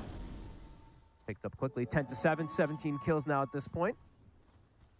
Yeah, having a game on our hands again. As, we are. Game 2 was a little bit one-sided. Falcons made that one look quite easy. Yeah, like Panel said, right? This one looking much more 50-50. Yeah. Depending on, you know, how these mid-game fights end up going. And the fact that Skeeter is slowed down right now is pretty decent for the side of LGD, but the other 2 cores are looking really good from Falcons, so got to keep looking to keep that pressure up. And with Topson, with the Blink Dagger, I imagine they're going to look for that aggression. Yeah, you go for the smoke play. Yep. At least try to slow down. At least try to look for one of these cores. Radiant are scanning. Should be a mark. And imagine they're just going to be able to walk up and set this play up. A little awkward. Be off the mark, but with the focus fire and the shackle, they'll still have no trouble taking him out. I mean, they do bring the 4 again, though, so does mean that there's all that space. Every time Skeeter sees that, he's like, woo! Rubs his brow, and he's like, I've got all the space in the world to catch up, and he is starting to.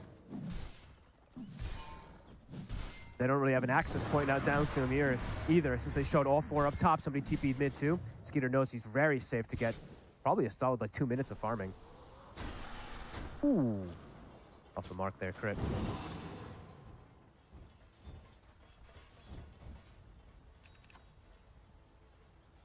And overall for the game, for the Sven though, as we were saying, not the most straightforward for him to just play it, right? He's playing versus the Shadow Demon, the Disruption saves, the Purge, of course, which is very annoying for something like a Sven, and the Bat Rider, of course. So, not the easiest targets for Skeeter to be able to go toward.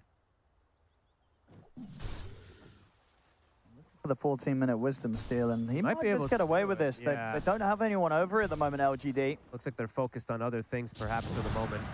Whisper is coming over, but it might just be too late. I think it is.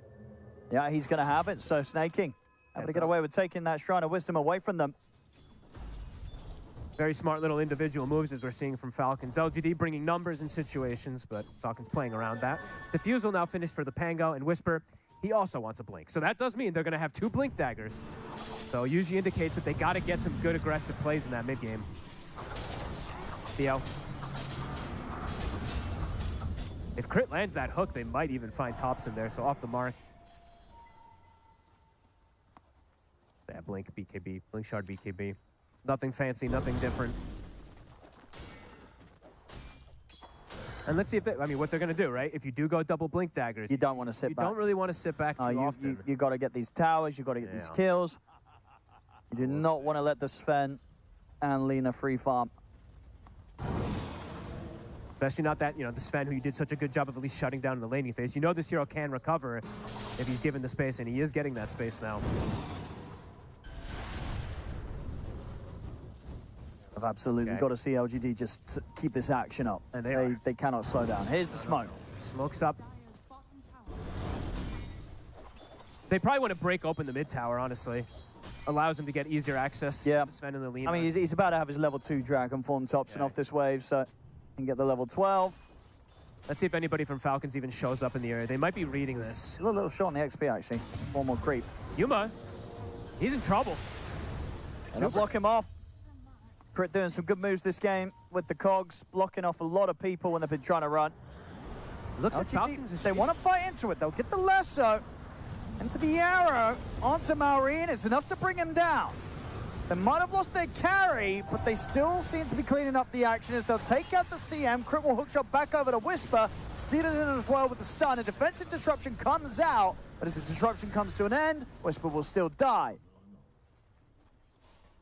It felt like Falcons was reading the movement, right? They were avoiding the mid tower. I think it ends up getting brought down anyway, but they were playing around the top side to find that initial grab there. They lose the Lina, but Skeeter, they have multiple different carries in this game. He shows up, gets some good cleanup kills for himself, and now he's actually top 4.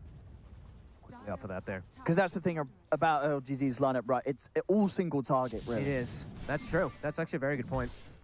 And they need kind of multiple of those cores to lock onto the same one to get the kill. So if you're trying to deal with all 3 in a team fight, it's not easy for LGD, especially again when they're slightly behind on the net worth. They have to try and play for these pickoffs. If it comes down to a team fight, execution's going to be very hard.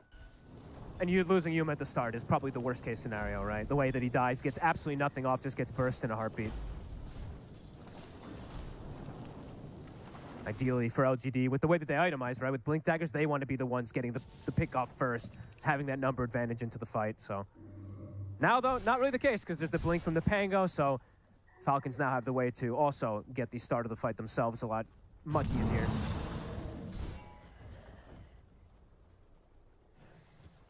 (14-10).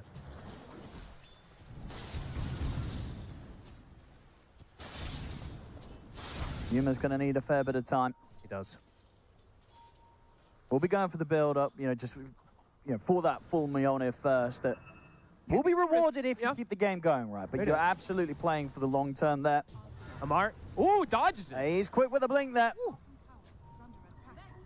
Yeah, the risk of the Mjolnir, right? It's like if you do get picked off a couple times after you purchase it. But if you get away with it, exactly. the farm is going to start flowing in with how quickly you're able to clean up the camps. Does need a BKB immediately after, though. There's a lot of control and magic damage, so. KJ. They're going to see him. Whoa, whoa, whoa. Okay, Topson's going to get the chance to jump in on towards the Pangolier. And they'll catch out Amar. They'll look to Whisper, but the disruption comes in. Whisper's going to be fine for now. Rocket Flare, Frostbite will do it. They bring Whisper down. Bit of an awkward start there from Amar. Swashbuckles into the midst of the river. Kind of Easy stun. Yeah, he kind of suicided a little bit there, right? I think for the next few fights, we'll probably just see him do the Rolling Thunder into the jump since he does have that Blink Dagger, and there's not anything really that bypasses it. No, jumping in like that's very risky when they've got multiple ways to kind of click you and lock you down. Yep. 1-for-1 exchange, though. Both offlaners die. And I mean, Snaking gets another tip. I mean, Whisper, giving that respect to Snake. CM players look pretty good today. And from Snaking. I think this hero's underrated, honestly. I think, I'm surprised, honestly, even in previous tournaments, that other teams don't really consider this one. Mm-hmm. Because, like, yeah, sure, the Hoodwinks and some of these other, and like the Ringmaster, if there's a Bane pick, etc., right? There's certain reasons that these heroes are insane, but I think the damage and the team fight presence that this hero can have. And you farm very fast. And if you're a team like Falcons, where you like to farm and hit the creeps, right? It fits the niche. How's Topson's BKB looking? Getting closer and closer. Solid stuff from him so far this game. 2-1 and 5 on the mid DK.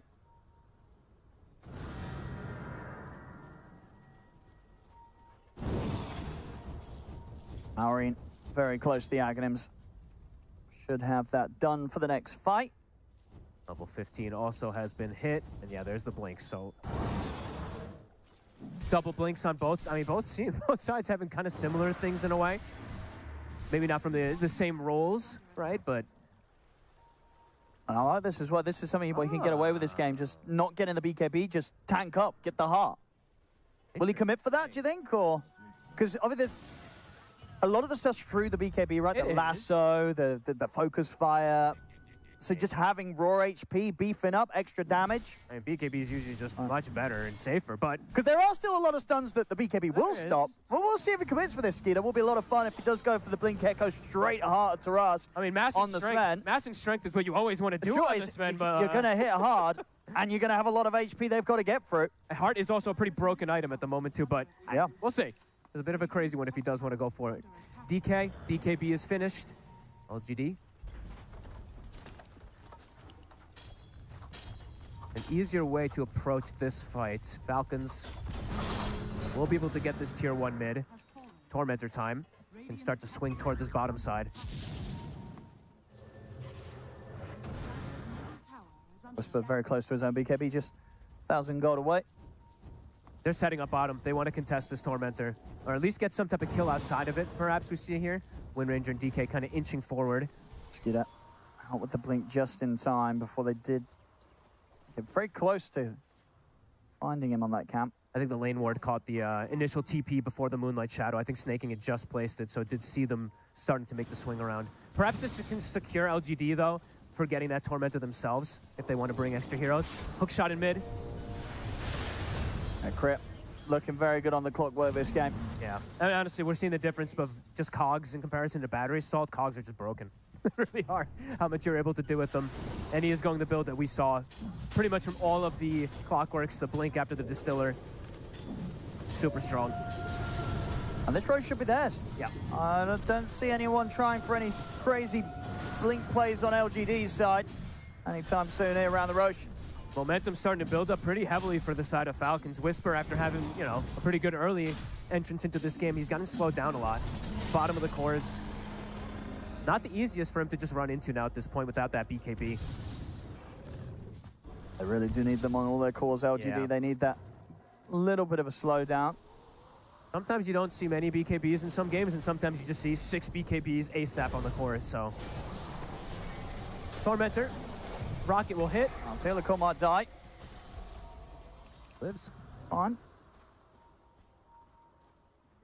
KJ going a very aggressive build. Amar won't be able to find Theo. Won't find the secondary one, but interesting to see this from the Mirana, right? Usually we see a first item, maybe even a second item before they go for Aghanims, but he's just going straight for Ags. Topson doesn't want to be forced to press the BKB. But he has to. Second light strike was coming in. First BKB usage. Not the way you want to see it. Falcon still plenty of time now with the Sages to look to take some more towers themselves. The warding and dewarding from Falcons has been kind of next level in this game in particular. I'm seeing Snaking just like we saw him like the wraparounds onto Whisper a couple times, right? I feel like they have just a bit more information. And they're playing around it as we see in these last few moments. Maureen. It's a Lincoln's game for sure. You're playing versus Bat, DK, even versus the Shadow Demon. Could see a lot of Lincolns coming into play here. Skeeter gets the blink. Camping the high ground now. Bit dangerous for LGD to approach this area. Topson TPing to join his team.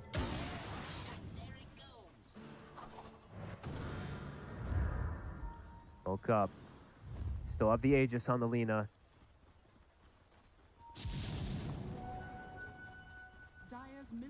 No BKB on Topson. If he gets caught here. He just might. Skeeter's found him. In with the God Strength, the lockdown of the Rolling Thunder. They'll try and get a disruption off. Not going to happen. Rolling Thunder comes across from Amar. They'll get the two of them. Again, it's the vision, right? They just know where he's going to farm. They see the whole bottom side. They knew they'd forced his BKB beforehand. Falcon's playing this pretty cleanly now in these last 6 minutes. Tier 2. Gonna give him the outpost as well now, too. And let's go. Come on, Skeeter. Please do it. It's going to give him the confidence to get this a full heart for sure. He's going to feel pretty good about the position he's in right now. I want it. And he's going to show us. You don't always have to get that BKB. He's doing it. He's committed. He's got the relays queued up. He's doing it. So this is the build coming to your pubs. If you're a strength hero, well, maybe if you're just a Sven. But if you're a strength carry, you try it as well. Blink, Echo Saber into the heart. Hey, Centaur does it too, man. You know, for like first item heart, hearts. as you said, a heart's kind of good. It is kind of good. It's kind of good right now. all 3 cores on the side of Falcons, pretty much dead even net worth. Kind of having that little competition. Topson actually doing a good job of keeping up, but as he said, Whisper, he's really falling behind. And they're going to start buying these Lincolns to deal with him as well, too, and these Lotuses. I mean, that's the thing. When you see that the enemy's friend's gone for this heart without the BKB, are there any items you're then picking up on LGD being like, this guy doesn't have a BKB, let's itemize against this? Like, are you buying stuff like, are you using him up in the air during his ult? Who is going to buy it, though, right? That's where I was like, the Mirana, the Aghanim hurts. It could have been something like that to address the fact that the Sven's not going to have it. Maybe that's what kind of happened. He's like, well, this Mirana's not buying a Yules, so I don't need a BKB. I can get away with a heart. Starting to build up to be a difficult one here again for LGD. Falling behind.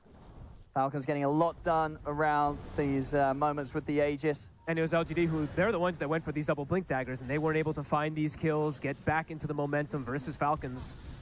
We'll have to see how these next fights start to kick in together. But besides gold, it's also levels, right? Whisper's level 15. Yeah, he's falling behind a bit, which is struggling.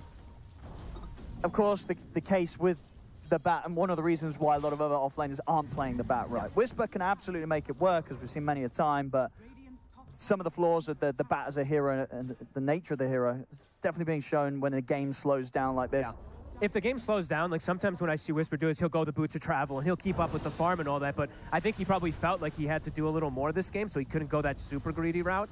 Yeah. And we're seeing the results of it. It's hurting him a lot. It's hard. Independently. Not as hard as game 2. Still very much a chance here for LGD. Yeah. Both Topson and Yuma, you know, their farm, not far, it was pretty much the same as the cores of Falcons. Just the struggle being that it's up against 3 very farmed cores of Team Falcons right now. And it's overall on a DK, which is a hero that at least I haven't seen how much it does as the game progresses lately. It feels like it's fallen off in comparison to a lot of these other heroes that just scale a lot better. But we'll have to see. It just takes a lot of items really to be able to get to the point where you're doing any sort of formidable late game damage. And you're not like you're not the safe lane who goes through that old build, the Mask of Madness, Armlet, BKB, Daedalus kind of style. It's a bit different. All right, LGD. BKBs are ready. Aegis is gone on Falcons. Is gone. These Lincolns, though, very problematic for them to deal with. The initiators have to find a way to break that. And that's perhaps why we do see the build that Topson's going for, right? Getting that Lincoln's breaker into the stun. They do need it. Dire's bottom tower is under attack. Going for the long wraparound here. Does mean they're going to lose their wisdom again. A couple that we've seen Falcons be able to steal away. These levels absolutely matter. Snay. And they're going to know now. Topson's still going to try for the jump. He gets caught by the stun. He's trying to get the stun off on the wall to get the BKB off. He's gone for 50 seconds. Whisper will be able to burn down Snake King. Whisper. But as his own BKB comes to an end, Whisper is going to get tripped up by the Rolling Thunder. Theolocore will offer up a disruption, trying to save him. Will allow him to get the blink off up to the high ground. Can he get out, though? He's not going to be able to. The hook shot's there from Crip. So Topson, he wanted to lead the charge, go for the jump, but one of those situations where he did hold back on popping the BKB, doesn't get a chance to get it off. Oh, and honestly, another thing that it's kind of obvious, but overall, the other things besides Batrider getting nerfed a lot, dude, Distiller destroys this hero. You're fire flying around the sides, and they just Distiller you even with your BKB on, and they see you. So he's trying to play around these angles. It's just not possible. And yeah, like you said, Topson not getting that insta BKB off, quickly burst down. Map feeling it small for LGD now.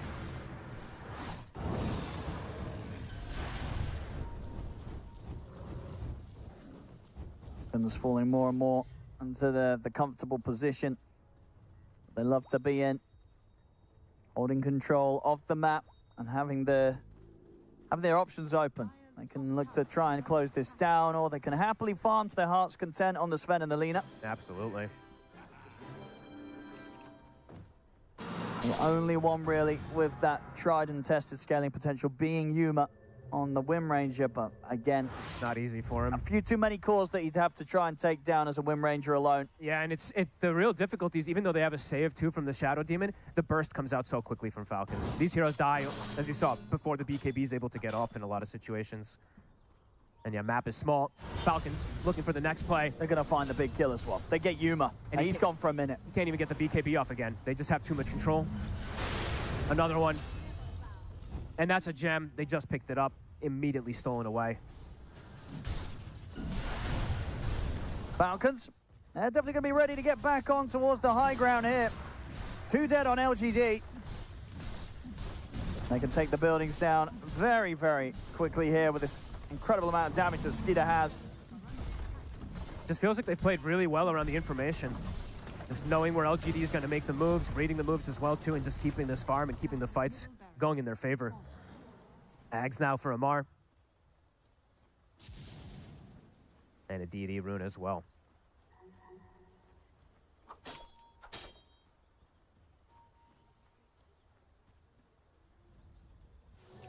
GG.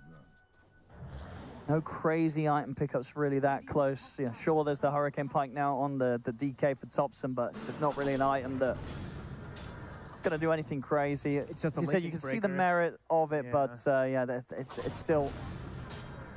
They need a whole lot more. They sure do. Their damage is going to be pretty slow. Wind Rangers take some time with the focus fire, and now there's the War Cry with the shard as well too. Heroes are getting incredibly tanky. It's a 4,000 HP Sven.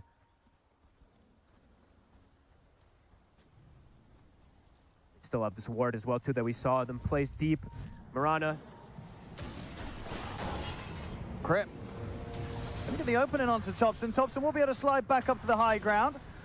TP back up from Yuma coming in, but can't stop Theo Lacour being taken out there on the stairs. Dude, the Mirana doesn't even have the Aghanims done yet. It's been a long time coming, that Aghanims. He did have to buy a gem for the team, so it did hurt him, but there's a reason you don't see most people rush it like this. Getting that small item in between just helps you get to it even faster in most situations. We'll get the catch here. Nice bonk back. That'll keep the game going. There we go. 70 seconds or so without the Pangolier. Topsy getting a decent amount of money from that kill. I think that was the first... Can we actually check? When was the last kill that they had besides? It felt like it had been a long time, yeah. So, about 10 minutes. It was just... Yeah, it was just Amar, right? Amar... And Snay, sure. Oh, and Snay. Yeah, of course, yeah. That's... Dire's top tower is under attack. Oh, it's something. It's something. Give them another minute of gameplay to try and close that gap a little bit. Oh, they saw him. I think that top ward does scout Yuma. Got Topson by his side. They're straining onto Yuma, but Yuma got the BKB off and the shackle. Turns with the shackle into the Dragon Tail, stunned under the tower. Skeeter's in trouble. He'll try and pull himself away, but the jump force there from Topson. No way, he's regenning. They're going to bring him down, though. Well, right, that's a big one. You know, that's one of the cases where you go, well, there you go, kids. That's why you buy BKB. Doesn't matter how far ahead, you need a BKB. But yeah, that leaves you vulnerable. If you're trying to dive towers, they catch you in a stun, they'll find the follow-up. So that's another big kill. They Massive get one. Amar in the mid. They over to kill off Skeeter. And I think they recovered a gem too, right? Off of one of these kills. And they might get a Roche. This is pretty huge. All right, we've definitely got a game on our hands here. They have buybacks. Okay, maybe they don't get the if they want, and I don't even know if they need to use it. Crit is in the area to go for a steal, so I don't know. The Roche is a little too far. They can't get too ahead of themselves, LGD. They've got to kind of reassess the situation. They got the 2 big kills. It was massive. Bit of a chance now to get things going back their way. Gets him a full item on at least 2 of the cores potentially after those, so pretty huge. Malrine, though, keeping his composure, keeping his cool. He's like, you guys, I don't know what you two are doing, but, you know, getting caught. Is Skeeter go for, is he queuing up the BKB or no? Still not yet. Nah.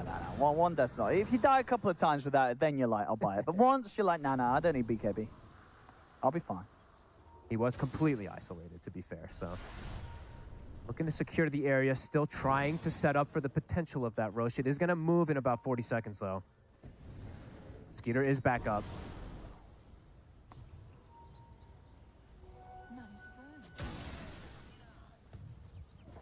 If LGD feel off the back of those plays, they've got some sort of newfound strength to try and tackle a team fight head on.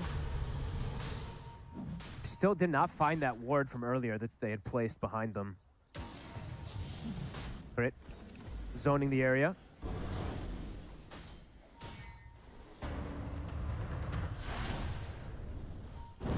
The Daggons are starting to get upgraded. Malrine's burst increasing, his cast range, of course, too. They're committing for the Roche. Any chance of a steal? They're closing in. It's gonna move. It's gonna get arrowed in place, though. Looking for the fight, He gets the Theo. jump. Immediately deletes the Shadow Demon. Oh, Theo he is in such a dangerous spot there. He's gonna have to buy back. They get the hook shot in. See Yuma try and help out here with the shackle in return, but they've already lost the Whisper back. He'll buy back as well. Topson TPing out. Goes for the beacon. Nice, he cancels it. Wants to stick around. Okay. Support buybacks coming in. LGD's made the call to try and hold this area. Yuma still has BKB. Trying to find an angle for a jump, but the Lincolns are out. Buybacks used, looking for the Roche. And they finish him. It is low. They should be able to. So it looks like Falcons are going to give that one up. I mean, so why did Falcons fall back completely from this? I think They don't. BKB cooldown, right? Sure. I think was still there, and then It would just been too much of a risk, even though that they have this kind of lead at the moment. Well, there's no BKB for the Sven, sorry, and then Oh, Whisper, that's a die back. 100 seconds, he's gone. God. This isn't Batrider country. I guess they're just afraid of like Yuma still having the BKB and just maybe not feeling like they need to contest it, right? Maybe they're like, we can just deal with an Aegis. Topson, Arrow will catch. still set up there. Is it enough to take him out, though? He's got the shield crash and the swashbuckle off, and now the backup comes in. Skeeter jumps forward onto Topson, but the shackle shot's in play. Holds him back. Rolling Thunders there, though, from Amar. They take out Topson. Lot of damage. Yuma turns, though, with a focus fire. Destroys the Sven. Also takes out Snaking. Amar and Marin are trying to finish off the job, but he's got the Aegis. He's going to be back for round 2, but he's completely on his own. The And that's Frog why. pushed back into the Light Strike array. And perhaps that's why, right? They were like, we can probably just deal with it Yep. pretty easily. Didn't matter that they had an Aegis. Didn't matter that they lose Skeeter kind of early on in that play. They can still clean up the team fight, take them all down. They're confident in their scaling. That just has to be the answer, right? So even though they have Sven dying, they have these 3 cores that are just incredibly farmed at this point. I just didn't have enough to get the Pango at the start there. They have good lockdown with the stuns, but not the kind of anywhere close to the level of damage unless Yuma's around. Yuma turns up. He has got a crazy amount of damage. They're able to cut through the thousands of HP that the Sven has, but he can only do it kind of once, and against these multiple cores, seeming pretty hard for the Wind Ranger to carry alone. Disseminate also adding a good fair bit versus that Sven, but yeah, Falcons, they've got more than one carry. 2 sets cleaned up here. Dagon 5. Liga is hitting every single one of the timings. Crazy burst, and nearly level 25. There it is. So it's just so ridiculous that you're doing so much magical and so much physical when you go this build, right? See Maureen having a pretty flawless game here, 9-2-6. 23,000 lead. And the growth for Topson, it really is much of nothing, actually. Just a blink the BKB, and then he's got that Lincoln's Breaker, but not too much extra increase for him. really it's just all on Yuma to try and kill an entire team somehow. Oh, that's a pretty busted neutral item with Lina, huh? Or the Mandible. Yeah. He's like unkillable pretty much, it feels like. As he has been most of this game anyway. Yeah, only the 2 deaths so far on Maureen. It's tough because there's so many distractions, right? The Sven comes in, the Pango comes in, they have to use the focus fire on either one of them. Can't really go for it onto the Lina. What is that? That's the Shiva's done? Pretty much. He's nearly got the money for the recipe, Topson. I mean, what's he looking for then? Like a multi-stun kind of angle thing? Because you have the AoE increase on your AoE stun thing, and then you have this other AoE. I don't know. It's kind of some interesting type of build that he's gone for here.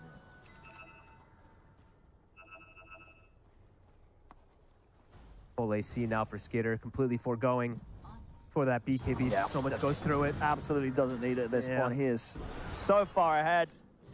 Hook shot. Whisper. Will be able to get away. Snaking will not. He does get caught. That full disperser for Amar? It is. Oh, wow. Okay, I mean, he is also. It's crazy how farmed these two are. Staying ahead of the Sven, staying ahead of the Wind Ranger. Jump onto Amar, but incredibly tanky. Lincoln's protects. Ends up saving his roll anyway.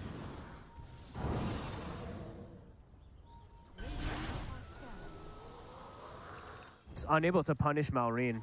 And he's not the tank. Like, if they could find him and isolate him somehow, right, they can kill him pretty easily, but it's just the fact that he's so fast around the map. He just clears these camps in seconds, rejoins his team. They can't take advantage of this at all. Can't punish this Lina. He was expecting something perhaps coming his way, but not going to be the case. They've got another Lincoln. Yeah, with the Lotus CM, also. Snake King picks one up. I mean, how are you going to lasso a target, really? Lasso might get blocked, focus fire might get blocked, your DK stun might get blocked or reflected. Game feels like it is still just getting harder for LGD somehow. Falcon's itemization.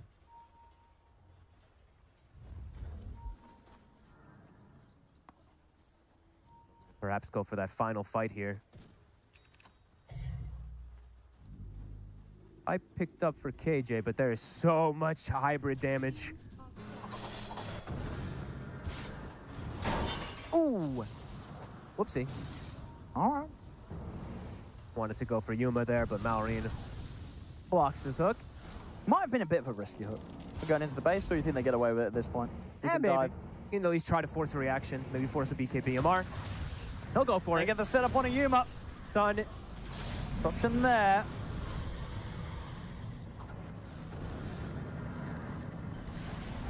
Yeah, see, force reactions, back up, reset. They got a DK ult. Whisper looking for a chase forward here, but very deep. This will protect him. LGD still trying to see if they can get something going Hook here. shot. Someone's going to kill onto Yuma. Yuma's in trouble. They burst through him. What a hook from Crit. It hits them both. It went through the Wind Ranger and hit the Bat Rider, and it actually connects on the Wind Ranger when he's bypassing. Dead for 100. Does have buyback on Yuma. Very likely going to need to use it. The damage just comes too quick from this Lina and Sven. They'll get the lasso. They do. If they got any follow-up, the Shackle's going to get blocked by the Linkers. He's low to Skitter. He's trying to get out of it, but the focus fire will bring him down. Does die. Have to use the buyback here, but LGD will be able to hold off on the defense. Push back Falcons, get the double for Yuma. Amar, Rolls back up. he's thinking about going back over. Roll in, jump forward, looking for Yuma. Got another focus. Yeah, he's going to go for the TP out at the end of it. He will get out at this one, but Snake King gets left behind, so a third kill to be found. LGD keep the game going, Malrine. Actually gets the kill. Can he get out, though? Because Yuma's hot on the chase. He might turn. Oh, he might just get another kill. Laguna in 2 seconds. Uh-oh, Yuma's in trouble. Oh my God. He's dead for 2 minutes. All right, Malrine And making it Whisper. look a little easy. They really want to kill him. Buybacks. Do these two have the damage? Doesn't look like it. Malrine's getting the backup coming in through these buybacks. He's still alive. Whisper really wants to finish off the kill, but Malrine's flying away. Taking 0 damage. He's going to be able to survive. Malrine lives. Topson's got to run. Amar kills off Whisper. Topson turns with another brief fire, but he's gone. The tip's coming out Man. as this game, and very likely the series, looks to be over as there's 3 dead without buybacks. It's only Topson and Theolacore left. Malrine, just the true rock for the team in this game. They buy back everything to make sure that he survives. Closing this one out perhaps now in these next few seconds. Insane how he tanks it all. The war cries, the little barriers, little extra things from the pupate. Yeah, that's it. And nowhere to hold them off the Ancient as this game is over, the series as well, and indeed Amar, very happy that he got to tip back, of course, after the earlier situation True, with the that's tips. fair. He got to have the final tip here, Amar, as Falcons turning up very hot in Game 2. Game 3, a little bit more of a pushback than in Game 2 from LGD, but still Falcons, after a rough Game 1, closing up the series in their advantage. 2-1 here for Falcons against LGD. Just every game that we see is more convincing than the previous one. Falcons taking this 2-1, and in quite the fashion as well. This was a treat of a series to watch. I'll say that. A lot to break down here with this victory on the board for the defending champions here with Saberlight, Fly, and Jenkins. Fly, you already knew what was going to happen this entire series. You never stopped believing. Yeah, I'm definitely, like I said, I like the discipline style. I just like how Falcons play, and the Batrider was a wild card in there. It could have gone either way. There could have been a chance where this Whisper Batrider snowballs, and I know this guy plays an amazing bat. Unfortunately, he did not have such a good game, and that was, I think, too big of a determining factor in how the game was going to play out. Because if the Batrider has a better start, he gets blink faster, he's able to get a pick off maybe on the Lina here and there, but he never quite got there. So I think that was the reason why the game felt slow for LGD. But Falcons just hit all their normal timings, everything kind of went according to plan. Yeah, by the time Whisper had all of his items on Batrider to actually have an impact on the game, Falcons had like 3 Lincoln Spheres and a Lotus Orb, and it just becomes so difficult. We even saw it in a fight at the end there when Skeeter got lassoed into the base, and there was like 3 Lincolns and a Lotus on him, and they got him, but it was really hard to get him. I also feel like Falcons is a hard team to pick Batrider against, because usually you just want to pick someone off, blink on him, lasso, and pull him out. But Falcons is a team that will keep the formation. They'll like support each other. It's really hard to pick them off on the map, so it doesn't work as well as against like some less, disciplined / formation teams. Yeah, Falcons very disciplined. Losing game 1, I mean, that's just on brand at this point.